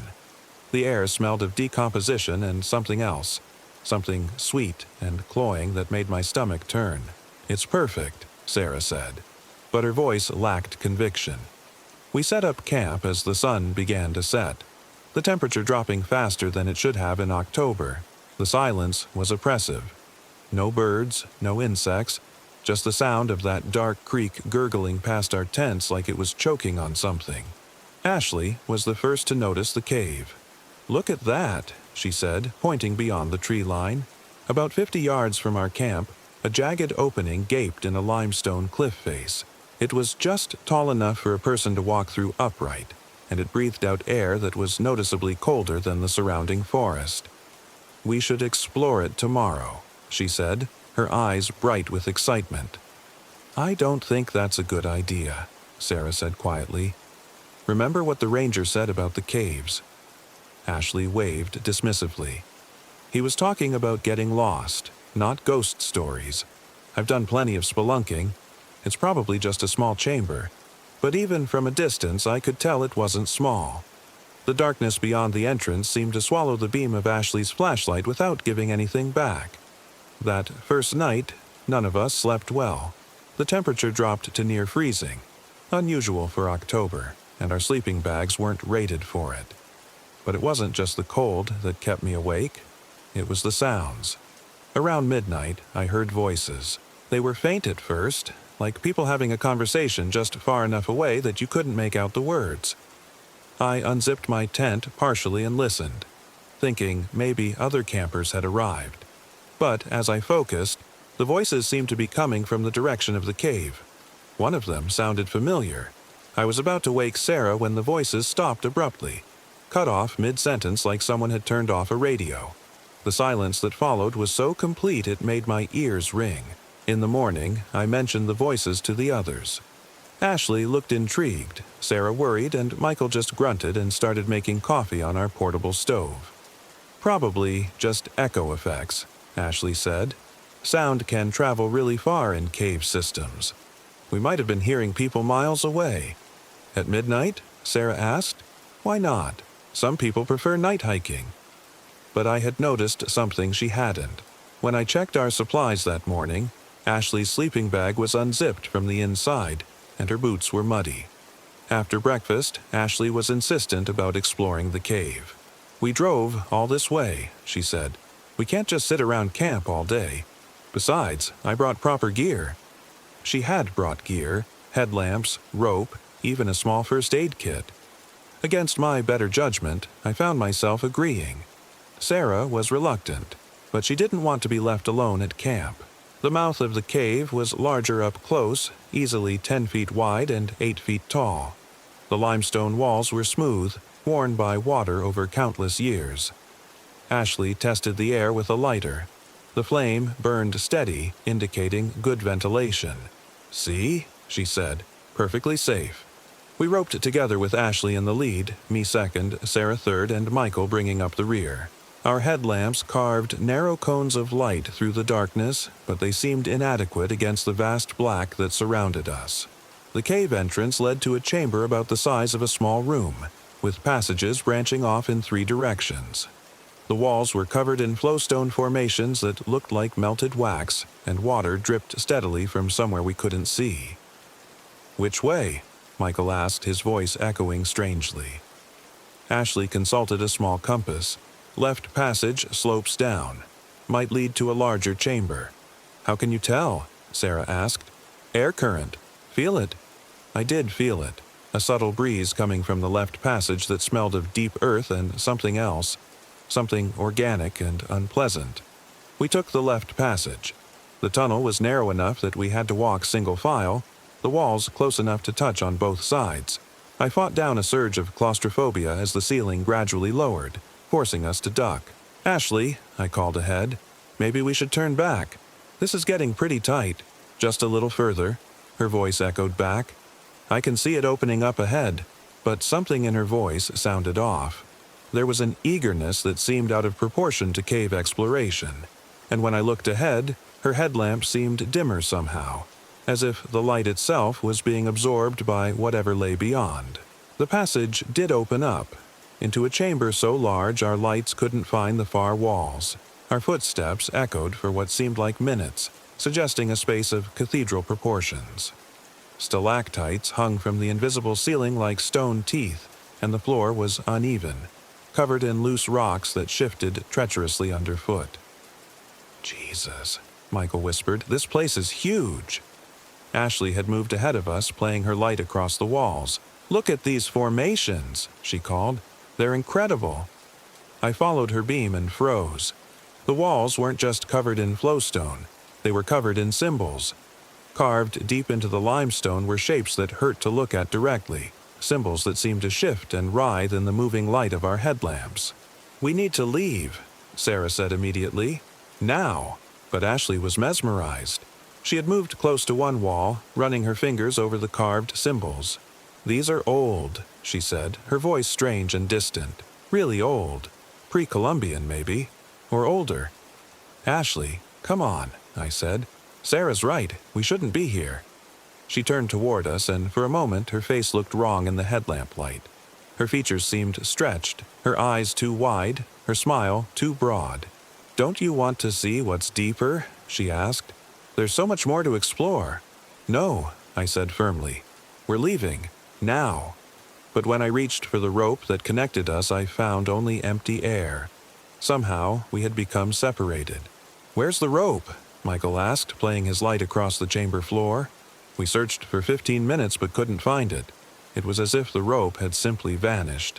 "It doesn't matter," I said, trying to keep the panic out of my voice. "We'll just retrace our steps." But when we turned back toward where we had entered the chamber, there were 3 passages instead of 1. 3 identical openings in the limestone wall.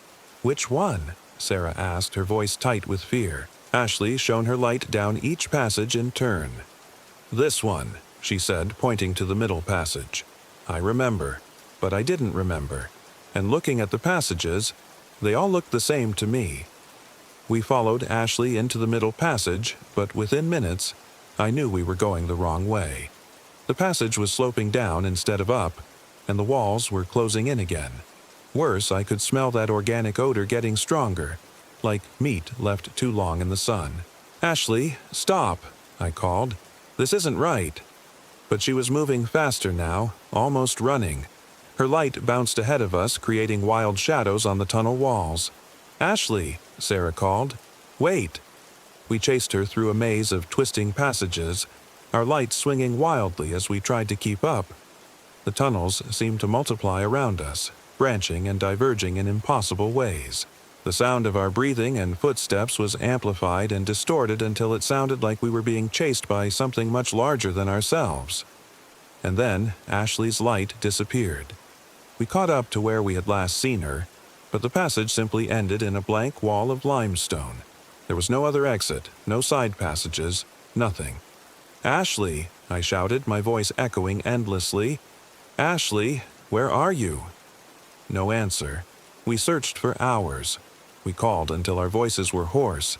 We shone our lights into every crevice and examined every wall. But Ashley was gone, as if she had simply stepped through solid rock. Finally, exhausted and terrified, we admitted defeat. Sarah was crying silently, tears streaming down her face. Michael's hands were shaking so badly he could barely hold his flashlight.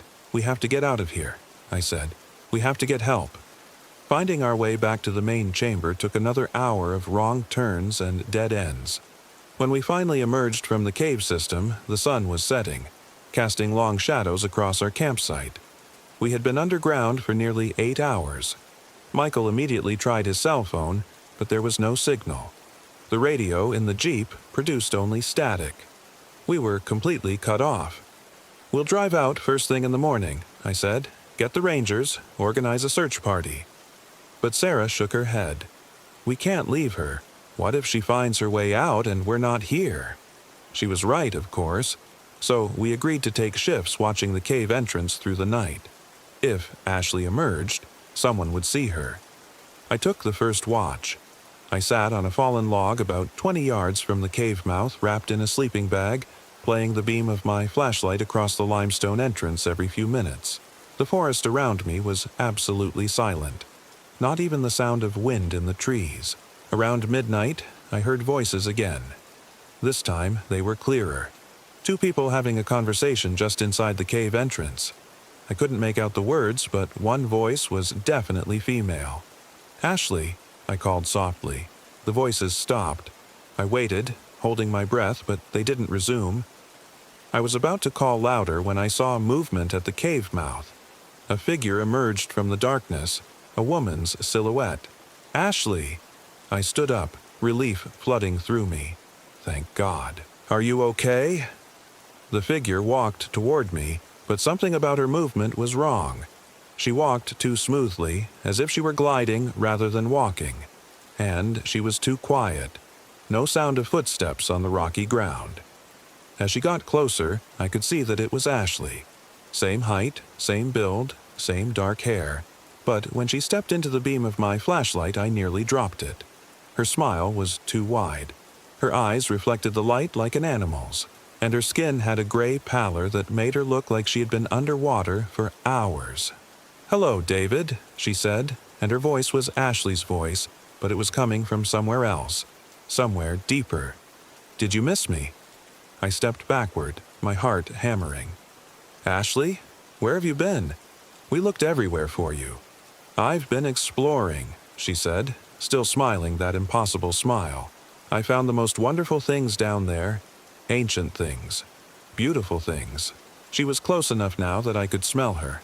That same organic decay I had noticed in the deeper passages of the cave. "You should come with me," she said, reaching out with one pale hand. "I want to show you what I found." I need to wake the others," I said, backing away further. "They've been worried sick." Her head tilted to one side, and for a moment her face looked like it was shifting, like there was something else underneath trying to push through. "The others," she repeated, and her voice had taken on an odd echo, as if multiple people were speaking in unison. "Yes, bring the others. They should see too." I turned and ran back to camp. Sarah and Michael were awake before I reached their tents, roused by the sound of my crashing through the underbrush. "David, what is it?" Sarah called. "Ashley's back," I said, gasping for breath. "But something's wrong with her. Something's really wrong." They emerged from their tents, flashlights in hand. "Where is she?" Michael asked. I turned to point back toward the cave, but Ashley was standing right behind me. She had moved without making a sound, and now she was close enough that I could see the dirt under her fingernails and the small cuts on her face from the cave walls. "Hi, Sarah," she said. her voice warm and friendly, completely normal. "Hi, Michael. I'm sorry I worried you." Sarah rushed to embrace her, relief evident on her face. "Ashley, we were terrified. Where were you? How did you get out?" "I found another exit," Ashley said, returning the hug, but over Sarah's shoulder she was looking at me, and her eyes were still reflecting the light. "A wonderful exit. I can show you if you'd like." "We should get you checked out," Michael said. "You might have a concussion. You look pale." Ashley laughed, and the sound was like glass breaking. "I feel wonderful. Better than I've ever felt. The cave showed me so many things." She pulled away from Sarah and turned that too wide smile on all of us. "We should pack up and leave," I said quickly. "Get you to a hospital." "Oh, but we can't leave yet," Ashley said. "Not when there's so much more to see, so much more to explore."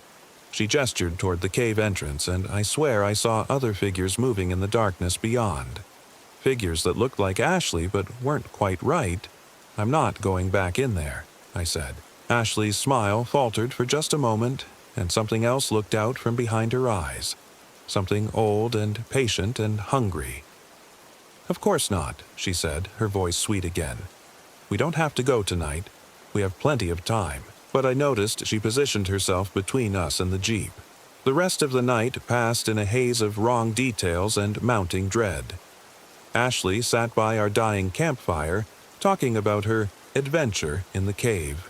But her story kept changing. First, she said she had fallen through a crack in the floor. Then she said she had found a hidden passage. Then she claimed she had never been lost at all, just exploring. And she wouldn't stop smiling. Worse, Sarah and Michael seemed to accept her explanations without question.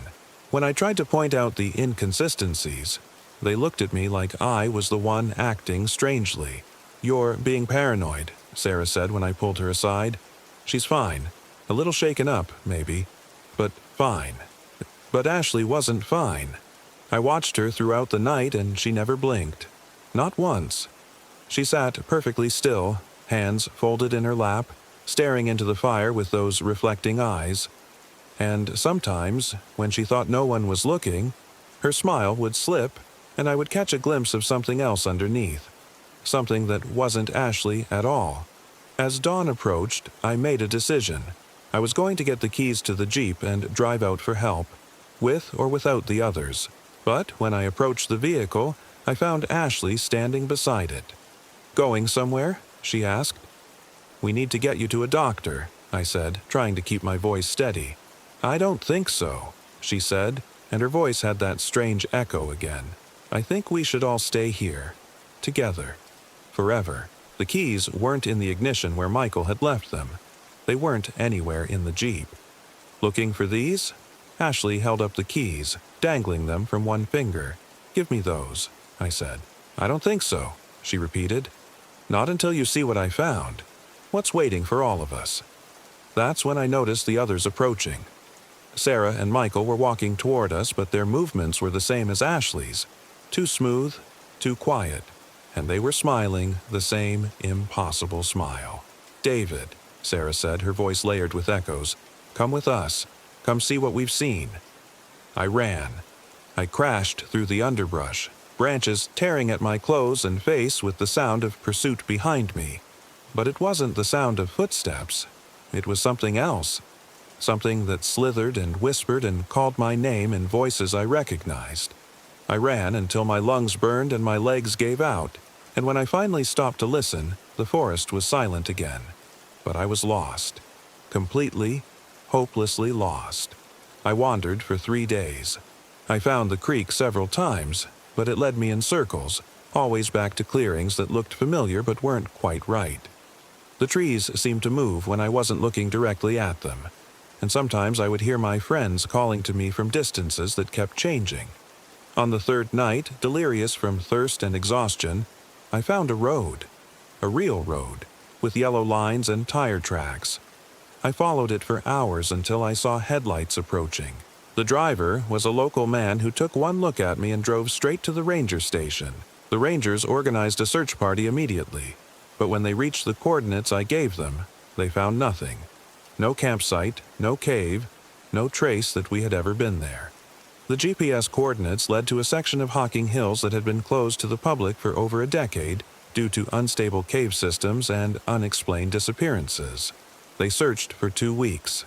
They brought in dogs, cave rescue specialists, even ground-penetrating radar. But they never found Sarah, Michael, or Ashley. They never found our campsite or the cave entrance I described. According to the official report, my 3 friends had never existed. There were no missing person reports filed for them. No one came forward to claim them. When I tried to show the investigators photos on my phone, the pictures were corrupted. Just gray static and shadows that might have been faces. I was diagnosed with severe dehydration and psychological trauma. The doctors suggested that I had suffered some kind of breakdown and invented the entire scenario. They prescribed medication and therapy and assured me that with time I would feel better. But I know what I saw. I know what happened to my friends. And sometimes, late at night, I still hear them calling to me. Their voices drift through my apartment windows. Carried on wind that smells of deep earth and decay, they want me to come back. They want me to see what they've seen, to join them in whatever they've become. I've changed apartments 6 times in the past year. I've moved to different cities, different states, but their voices always find me. Last week, I received a package with no return address. Inside was a set of car keys and a map of Hocking Hills. The cave entrance was marked with a red X, and there was a note in handwriting I recognized. David, we're waiting for you. We have so much to show you. Your friends. I threw the package away, but that night I dreamed of limestone passages and symbols that hurt to look at. I dreamed of figures that looked like my friends but weren't quite right, standing in the darkness beyond a cave entrance, smiling those impossible smiles.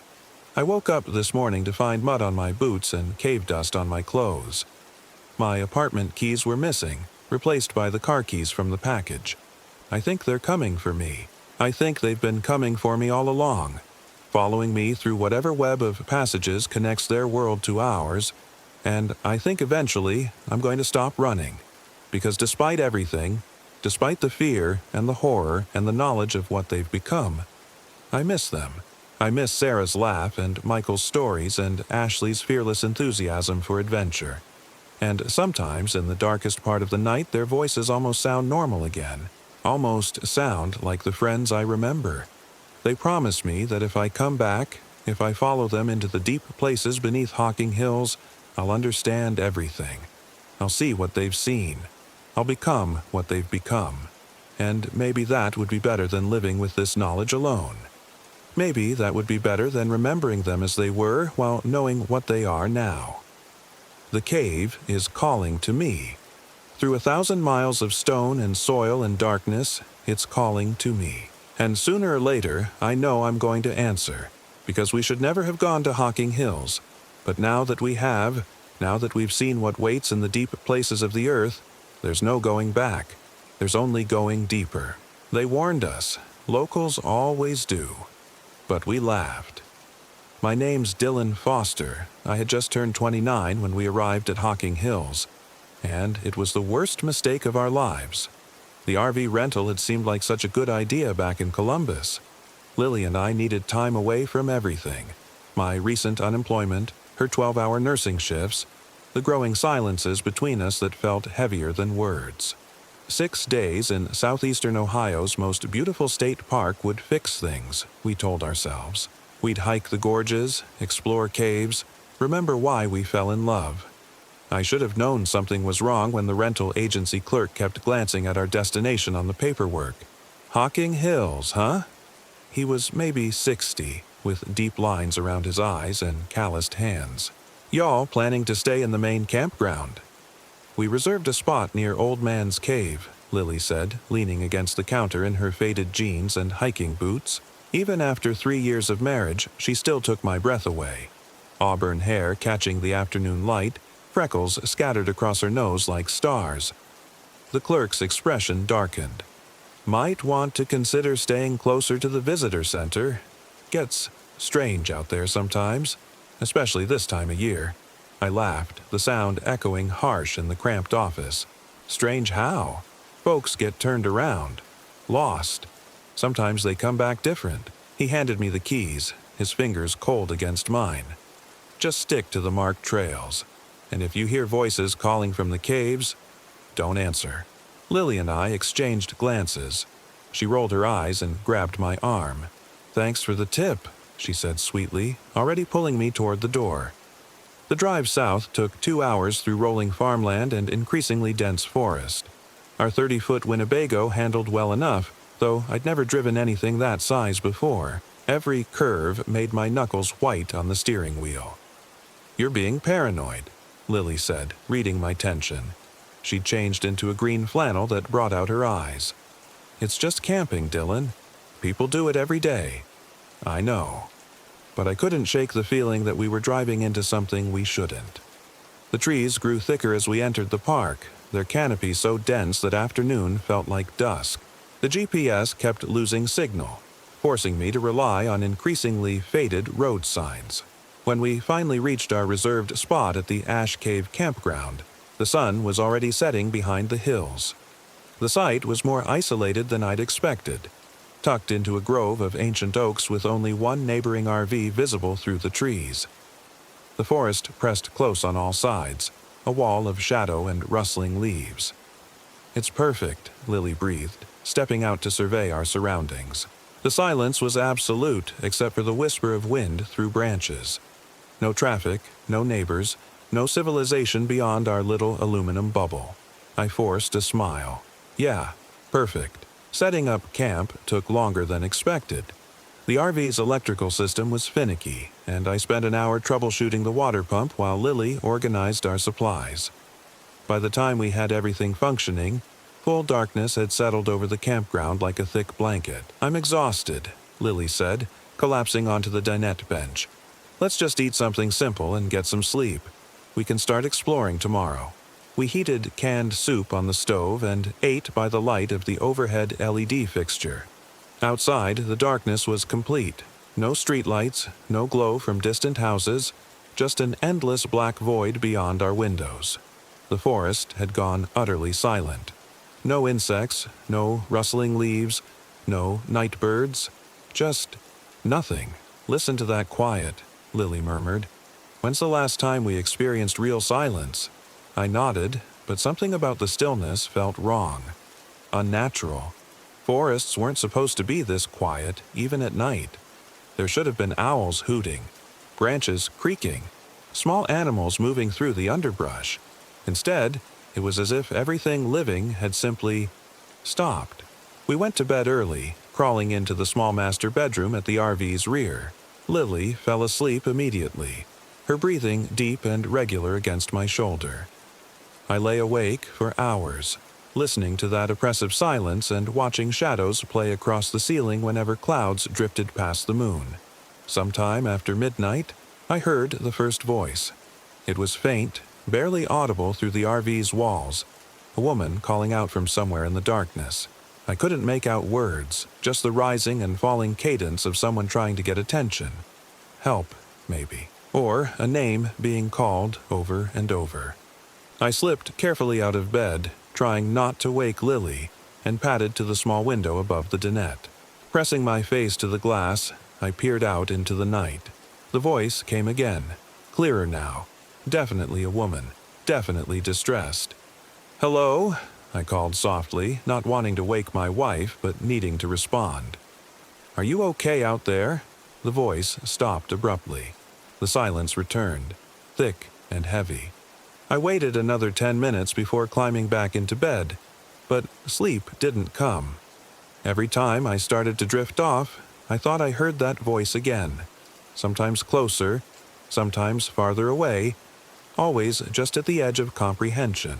Morning brought relief and embarrassment in equal measure. Bright sunlight streamed through the RV's windows, and the forest came alive with birdsong and rustling leaves. The previous night's oppressive quiet seemed like a bad dream. "Sleep well?" Lily asked, already dressed in hiking shorts and a tank top. She was brewing coffee on the small stove, filling our cramped space with rich, familiar aromas. "Like a baby," I lied. No point worrying her over what was probably just my imagination running wild in an unfamiliar place. We spent the morning hiking the Grandma Gatewood Trail, a easy loop that wound through towering hemlocks and along Hocking Creek. Lily was in her element, pointing out wildflowers and interesting rock formations, her face bright with excitement. This was what I'd hoped for. My wife, happy, relaxed, the stress of recent months melting away with each step. The trail led us to Old Man's Cave, the park's most famous attraction. The massive rock shelter stretched nearly 200 feet across, its ceiling lost in shadow despite the bright morning sun. A waterfall cascaded down the back wall, filling the space with echoing droplets and mist. "It's incredible," Lily whispered, her voice small in the vast space. Other hikers moved through the cave like ghosts, their conversations muffled and distorted by the acoustics. I tried to share her wonder, but something about the place made my skin crawl. The ceiling pressed down despite being 40 feet overhead. The walls seemed to shift when I wasn't looking directly at them, and there was a smell. Not unpleasant exactly, but wrong somehow. Sweet and cloying, like flowers left too long in stagnant water. "Can we go?" I asked after only a few minutes. "I'm getting claustrophobic." Lily shot me a concerned look but nodded.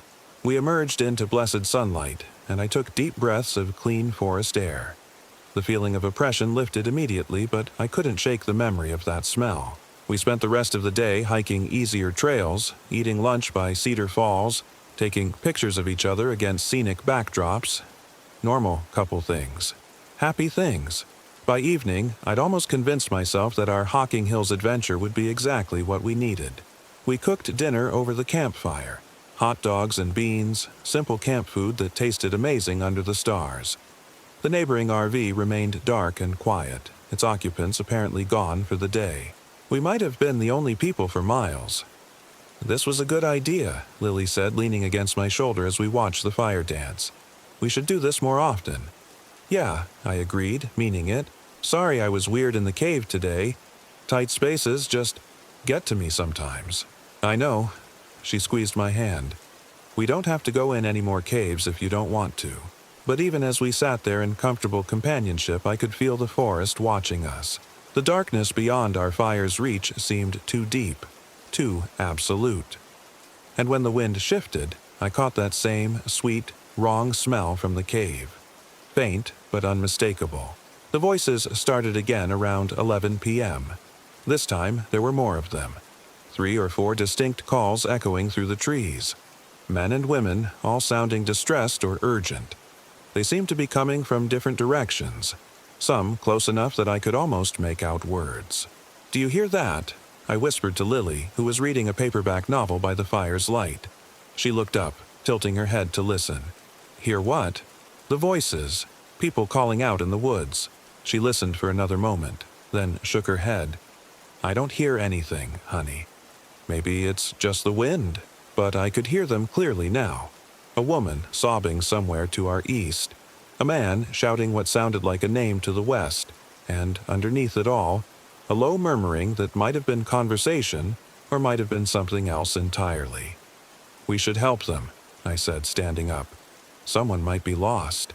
"Dylan." Lily's voice was gentle but firm. "There's no one out there. You're hearing things." I wanted to argue, to insist that she was wrong, but doubt crept in. The voices were so clear to me. How could she not hear them? Was I losing my mind? Having some kind of breakdown? The calls continued for another hour before gradually fading into silence. Lily went to bed, but I stayed by the dying fire, straining my ears for any sound. Eventually, exhaustion won out, and I stumbled into the RV to collapse beside my sleeping wife.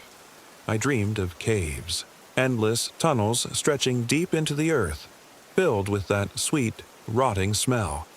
In my dream, I was searching for something, or someone, but every passage led to dead ends or impossibly narrow crawl spaces. And always, just beyond my sight, I could hear voices calling my name. The third day brought fog. It rolled in sometime before dawn, thick and gray and absolutely silent. When I woke, our RV was completely surrounded by a wall of mist so dense I couldn't see the neighboring site 50 yards away. The world had shrunk to our small aluminum island. "Weird weather," Lily commented over breakfast. She seemed unbothered by the fog, but it made me deeply uneasy. There was something unnatural about its density, the way it seemed to muffle sound and distort distance.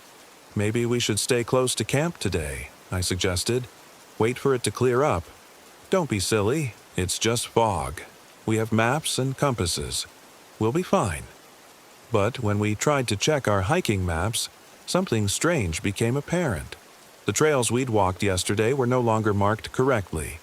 According to the official park map, Old Man's Cave was half a mile east of our campground. But we'd hiked west to reach it, I was certain. The trail markers we'd followed led in completely the wrong direction. "Maps can be outdated," Lily said reasonably. "Or maybe we just got turned around. It happens." I pulled out my phone to check GPS, but it showed only a spinning circle where our location should be. No signal, no satellite connection. According to the device, we simply didn't exist. "That's strange," Lily admitted, looking at her own phone's blank screen. The fog didn't lift. If anything, it grew thicker as the day progressed until we couldn't see more than 10 feet in any direction. The trees around our campsite were ghostly shapes, and the trail we'd entered on had completely vanished into gray nothingness. "I don't like this," I said around noon, pacing the small confines of our RV. "Something's wrong here. The fog, the maps, the voices. You're being paranoid again." But Lily's voice lacked its usual confidence.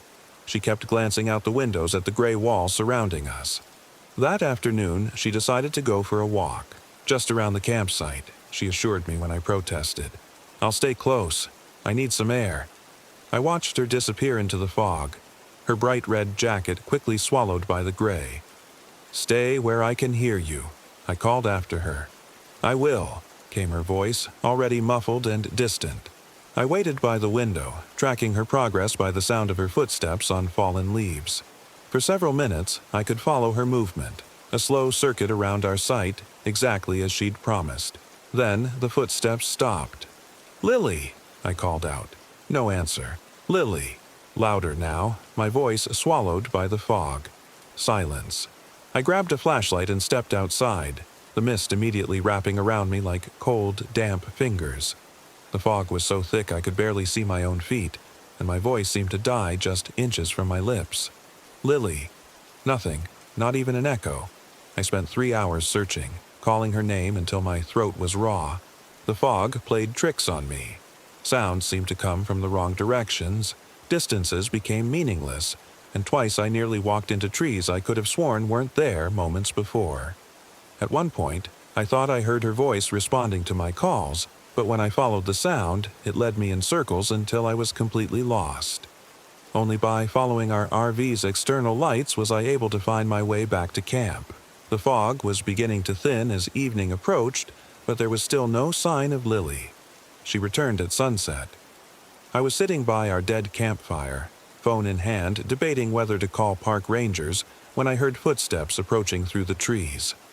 My heart leaped with relief as a figure emerged from the dissipating mist.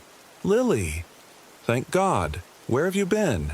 I was going crazy, but when she stepped into the light, I felt my words die in my throat. It was Lily, but wrong somehow. Her red jacket was clean despite hours in the damp forest. Her hair was perfectly arranged, not a strand out of place. And her face, God, her face. She was smiling, but it was too wide, too fixed, like a mask that didn't quite fit properly. "I got a little lost," she said, her voice bright and cheerful, "but I found the most amazing cave system. You have to see it, Dylan. It's incredible." "A cave system? Where?" "I searched everywhere for you. Just past the tree line. Maybe a quarter mile." She sat down beside me and I caught that smell again, sweet and rotting, clinging to her clothes like perfume. "We should explore it tomorrow. Together." I stared at my wife's face in the firelight. Something was fundamentally wrong with her expression. The smile never wavered, never shifted, and her eyes were too bright, too focused, like someone performing happiness rather than feeling it. "Are you okay?" I asked carefully. "You seem different." "Different how?" The smile remained frozen in place. I don't know, just not yourself. I'm fine, Dylan. Better than fine. I feel wonderful. She reached for my hand, and her skin was ice cold despite the warm evening. Don't worry so much. Everything is going to be perfect. That night, I lay awake listening to her breathe beside me, but something was wrong with the rhythm. Too regular, too mechanical, like someone consciously controlling each inhalation and exhalation. And several times, I could have sworn I heard her whispering in her sleep, but in a language I didn't recognize. When I finally drifted off near dawn, I dreamed again of endless caves and that terrible sweet smell. But this time, I wasn't alone in the tunnels. Something was following me, matching my footsteps, calling my name in my wife's voice. The fourth day dawned clear and bright, the fog completely gone. Lily woke early and immediately began preparing for our cave expedition, humming cheerfully as she packed water bottles and flashlights. "You don't seem like yourself," I said over breakfast, studying her face for any crack in that constant smile. "What do you mean?" She tilted her head at an odd angle, bird-like and unnatural. "You're so cheerful. Yesterday you were scared about getting lost in the fog. Now you're acting like nothing happened. Nothing did happen. I went for a walk and found something amazing. Why wouldn't I be happy?" I wanted to argue, to point out that she'd been missing for hours, that I'd searched frantically while she'd apparently been having a wonderful time exploring. But her smile never wavered, and something in her two bright eyes warned me to let it go. The cave she led me to wasn't marked on any map. We hiked for 20 minutes through dense forest, following what might have been a game trail, or might have been nothing at all. The trees grew thicker as we walked, their canopy blocking out more and more sunlight until we moved through green twilight. "Here," Lily said suddenly, stopping beside what looked like a crack in a moss-covered hillside. The opening was barely wide enough for a person to squeeze through, and beyond it was absolute darkness. "This is it?" I asked, peering into the narrow entrance. The sweet, rotting smell was overwhelming here, pouring out of the cave like breath from some massive mouth. "Trust me," she said, that fixed smile never changing. "It's beautiful inside. Incredible formations, underground pools. You'll love it." Every instinct I had screamed at me to turn around and walk away. The cave mouth looked like a wound in the earth, and the smell made my stomach churn. But Lily was already squeezing through the entrance, her flashlight beam dancing on wet stone walls. "Come on," her voice echoed from inside. "Don't be scared." I followed, hating myself for it. The passage opened into a larger chamber after several yards of tight crawling. I emerged gasping, my claustrophobia triggering hard despite my attempts to stay calm. The space was maybe 20 feet across, with a ceiling that disappeared into darkness above our heads. "See?" Lily said, sweeping her flashlight beam around the walls. "Isn't it amazing?" The formations were unlike anything I'd ever seen. Twisted columns and flowing shapes that looked almost organic, as if the rock had grown rather than been carved by water. And everywhere, that sweet, cloying smell was so thick I could taste it. "It's something," I managed, fighting down nausea. "Can we go back now? I really don't like tight spaces." But we haven't seen the best part yet.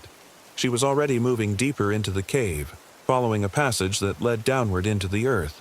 "The pools are just ahead." I had no choice but to follow. The passage narrowed again, forcing us to crawl single file through spaces barely wider than our bodies.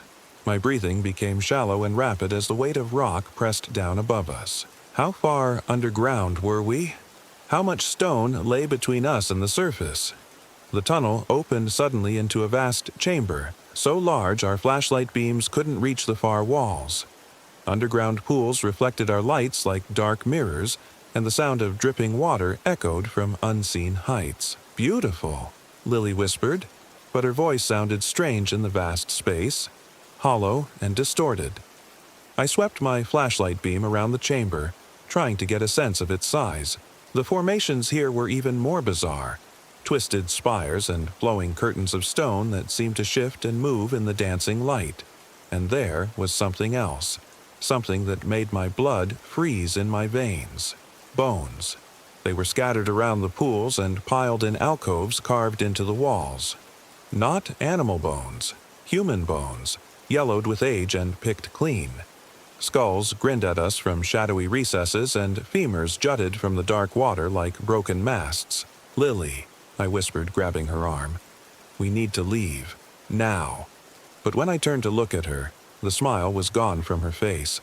Her features were slack and expressionless, and her eyes had rolled back until only the whites showed. When she spoke, her voice was layered with harmonics, as if multiple people were speaking through her mouth at once.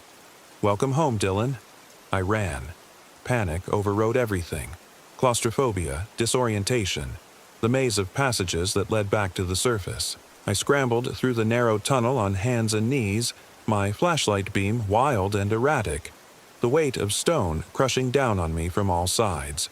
Behind me, I could hear Lily, or the thing wearing her face, following at a leisurely pace, humming that same cheerful tune. The walls pressed closer together, forcing me to belly crawl through spaces barely wide enough for my shoulders. My flashlight flickered and died, plunging me into absolute darkness. I kept crawling anyway, feeling my way forward by touch, the stone scraping skin from my palms and knees. And then, impossibly, I felt fresh air on my face. I burst from the cave entrance, gasping and sobbing, rolling away from the opening and scrambling to my feet. The forest looked exactly the same, green and peaceful in the afternoon sunlight, but I knew I would never see it the same way again. I ran back to the campground, crashing through underbrush and low branches, not caring about the trail. The RV sat exactly where we'd left it, bright aluminum gleaming in the sun. Normal, safe, real. I threw our belongings into bags without bothering to fold anything, then began the process of breaking camp. The RV's system seemed more complex than before. It took me 3 tries to get the water pump disconnected and the electrical cable properly stowed. My hands shook so badly I could barely manage simple tasks. I was just finishing when I heard her voice behind me. "Dylan, what are you doing?" I spun around to find Lily standing at the tree line, looking perfectly normal. Her clothes were clean, her hair neat, that familiar concerned expression on her face. If I hadn't seen her in the cave, I might have believed she was real. "We're leaving," I said, backing toward the RV's door. "Now." "But why? We still have 3 more days." She stepped closer, and I caught that smell again. Sweet rot disguised by my wife's perfume. "Because you're not Lily." The thing wearing her face tilted its head at that same odd angle. "What do you mean? Of course I'm Lily. I'm your wife." "No." I fumbled for the door handle behind me. "I don't know what you are, but you're not my wife." "Dylan, you're scaring me. You're not making sense." It took another step forward, and for a moment the mask slipped. Just for an instant, I saw something else beneath Lily's features. Something ancient and hungry and utterly alien. I yanked open the RV door and dove inside, slamming it shut and turning the deadbolt. Through the window, I watched the thing that looked like my wife stand motionless for several minutes, that fixed smile returning to its face. Then it turned and walked back into the forest without a word.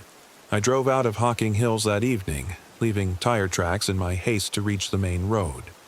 The RV lurched and swayed as I took corners too fast, but I didn't slow down until I saw the lights of civilization ahead. At a truck stop in Lancaster, I pulled out my phone and called Lily's cell. It went straight to voicemail as it had for the past 2 days. I tried her sister in Cleveland, her hospital, anyone who might have heard from her. No one had seen her since we left for our camping trip. That was 3 months ago. The police searched the cave I described, but claimed they couldn't find anything matching my description. No bones, no underground pools, just a shallow shelter that went back maybe 30 feet before ending in solid rock. They suggested grief and stress had caused me to hallucinate, that my wife had probably fallen into one of the area's many gorges and been swept away by rushing water. Her body was never found. I moved out of our apartment in Columbus, unable to stand the silence and the memories. I work nights now at a warehouse in Cincinnati, trying to keep busy, trying not to think about what I saw in that cave. But sometimes, late at night when I'm driving home from work, I'll see a figure standing at the side of the road. Red jacket, auburn hair, familiar smile. Always too far away to be sure, always gone when I look back. And sometimes my phone rings at 3 a.m., showing Lily's number on the caller ID. When I answer, there's never anyone there, just the sound of breathing, and underneath it, that same sweet smell carried through the phone line. I know she's still down there, in that cave that doesn't exist on any map, or something wearing her face is, waiting for me to come back, to finish what we started. The thing mimics her perfectly now. I've seen it in photos on social media, posting happy updates about our wonderful camping trip, tagging friends in pictures I know I never took. Everyone thinks she made it home safely. Everyone thinks I'm the one who disappeared. Sometimes I wonder if they're right. Sometimes I catch myself checking mirrors to make sure my reflection is still there, still moving when I move. Sometimes I wake up with dirt under my fingernails and the taste of that sweet rot in my mouth. They warned us about Hocking Hills, about the voices in the caves, about people who come back different. We should have listened. But it's too late now. Whatever took my wife, whatever wears her face and speaks with her voice, it's not done with me yet. I can feel it calling sometimes, especially on foggy nights when the world goes quiet and the darkness presses close. And God help me. Part of me wants to answer. Part of me wants to go back to that cave and crawl down into the dark, just to see her smile again. Even knowing it isn't really her. Even knowing what waits for me in those bone-filled chambers. Because the worst part isn't the horror of what I saw down there. The worst part is the loneliness up here, in a world where my wife never existed and I'm slowly forgetting the sound of her real laugh. Sometimes I think the cave would be kinder. Sometimes I think the thing wearing her face is right. Everything would be perfect if I just came home. Sometimes, late at night when the silence gets too heavy, I find myself driving south toward Hocking Hills. I always turn around before I get there, but each time it gets a little harder. One night, I know I won't turn around. One night, I'll drive those winding roads back to our campsite, back to that crack in the hillside that doesn't appear on any map. And I'll crawl down into the dark to join whatever took my wife's place. Because even if it isn't really her, even if it's something ancient and hungry wearing her face like a mask, it's still the closest thing to Lily I have left. And that has to be enough. It has to be.